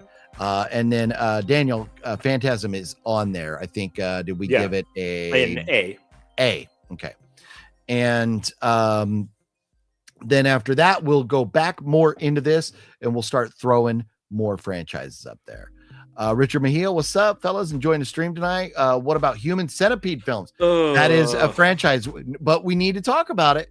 Like it or not, we need to talk about it. I can add it to the list, but I have not seen one of those. I can add it to the list, but I won't be able to vote. I'll give you, and I'll be fair with the ranking with it. But the concept of the first Human Centipede is very interesting. It is one of the most fucked up concepts. But we'll talk about where the rest of the films go after that. But I don't think we've had one visit from our good friend Tommy Jane tonight. It's vamp time. There we go. Oh yeah, baby, it is indeed vamp time. Yeah, there's Laid to Rest 1 and 2. Those is Laid to Rest part? So we talked about those recently, didn't we? You didn't like Laid to Rest. I didn't. I wasn't a fan. Yeah. No, I am a fan. Night of the Demons. Night of the Demons is good. There's 3 originals and I believe 1 remake. Yeah. So remember this stuff and let's talk about them next week and let's add to this list. We have 50 on here so far. Let's see if we can get up to like 60 or 65 or 70. Oh, so you just want to continue adding to what we already have? That's what I think we should do. Yeah. Let's throw them on there. It's going to keep expanding like that. I love it. Let's get them all on one list. Fair enough. Okay. So, So there you go. That was a lot of fun. I'm glad you came up with that idea, John. This was a blast. Thank you. I had a wonderful time talking Scream with you and with Jose, and hanging out with everybody. And it was so much fun tonight, John. And so everybody be on the lookout. John and I with Jonathan Moody are going to review the Scream franchise over on John's channel. We're going to do that soon, so be on the lookout for that on John's channel. And during then, I will show you all of my Scream autographs. How about this? I'll tease you with this one. Look at this.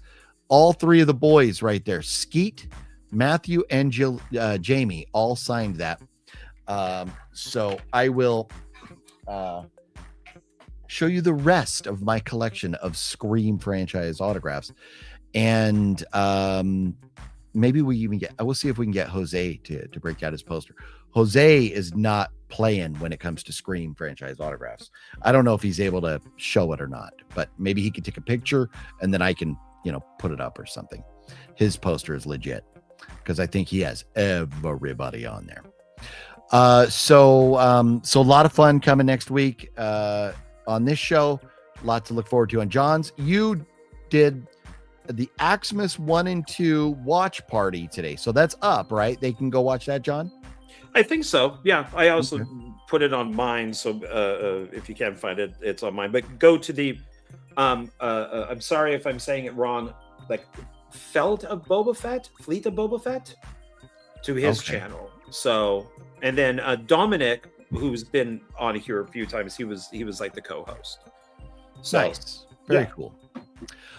So okay, and so lots of fun stuff to look forward to on John's channel. Anything else you wanted to mention coming up? No, I think I'm going to be using, so I hope people don't get tired of this tier list because I'm going to be doing some over on my channel. I still keep talking about this Marvel thing I want to do, but now I want to do a tier list of the movies. I want to do a tier list of my Funko Pop hate purchases, of which ones I like the best. I think that would be fun. So there's going to be a fair amount of tier lists coming up. Very nice. Now that I know how to do it. Yeah. No, good stuff. So there's lots of fun stuff to look forward to coming up. So, but I had a blast tonight. Next week, in addition to talking about Scream 7 a little more in depth, next week I'll probably be giving you my thoughts on The Bride, because that comes out next week. So, looking forward to that. John, it's been fun. Yes, it has. I gotta pee. Do you gotta pee? I have to pee.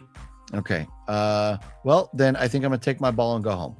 All right. Thanks, everybody. Appreciate you being all part of this. So that's great.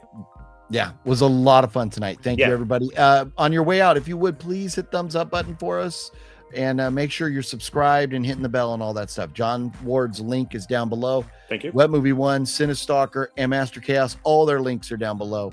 Make sure you subscribe to everybody so you don't miss out on all the fun from us and the other legends. Have a good night, everybody. Bye. Good night.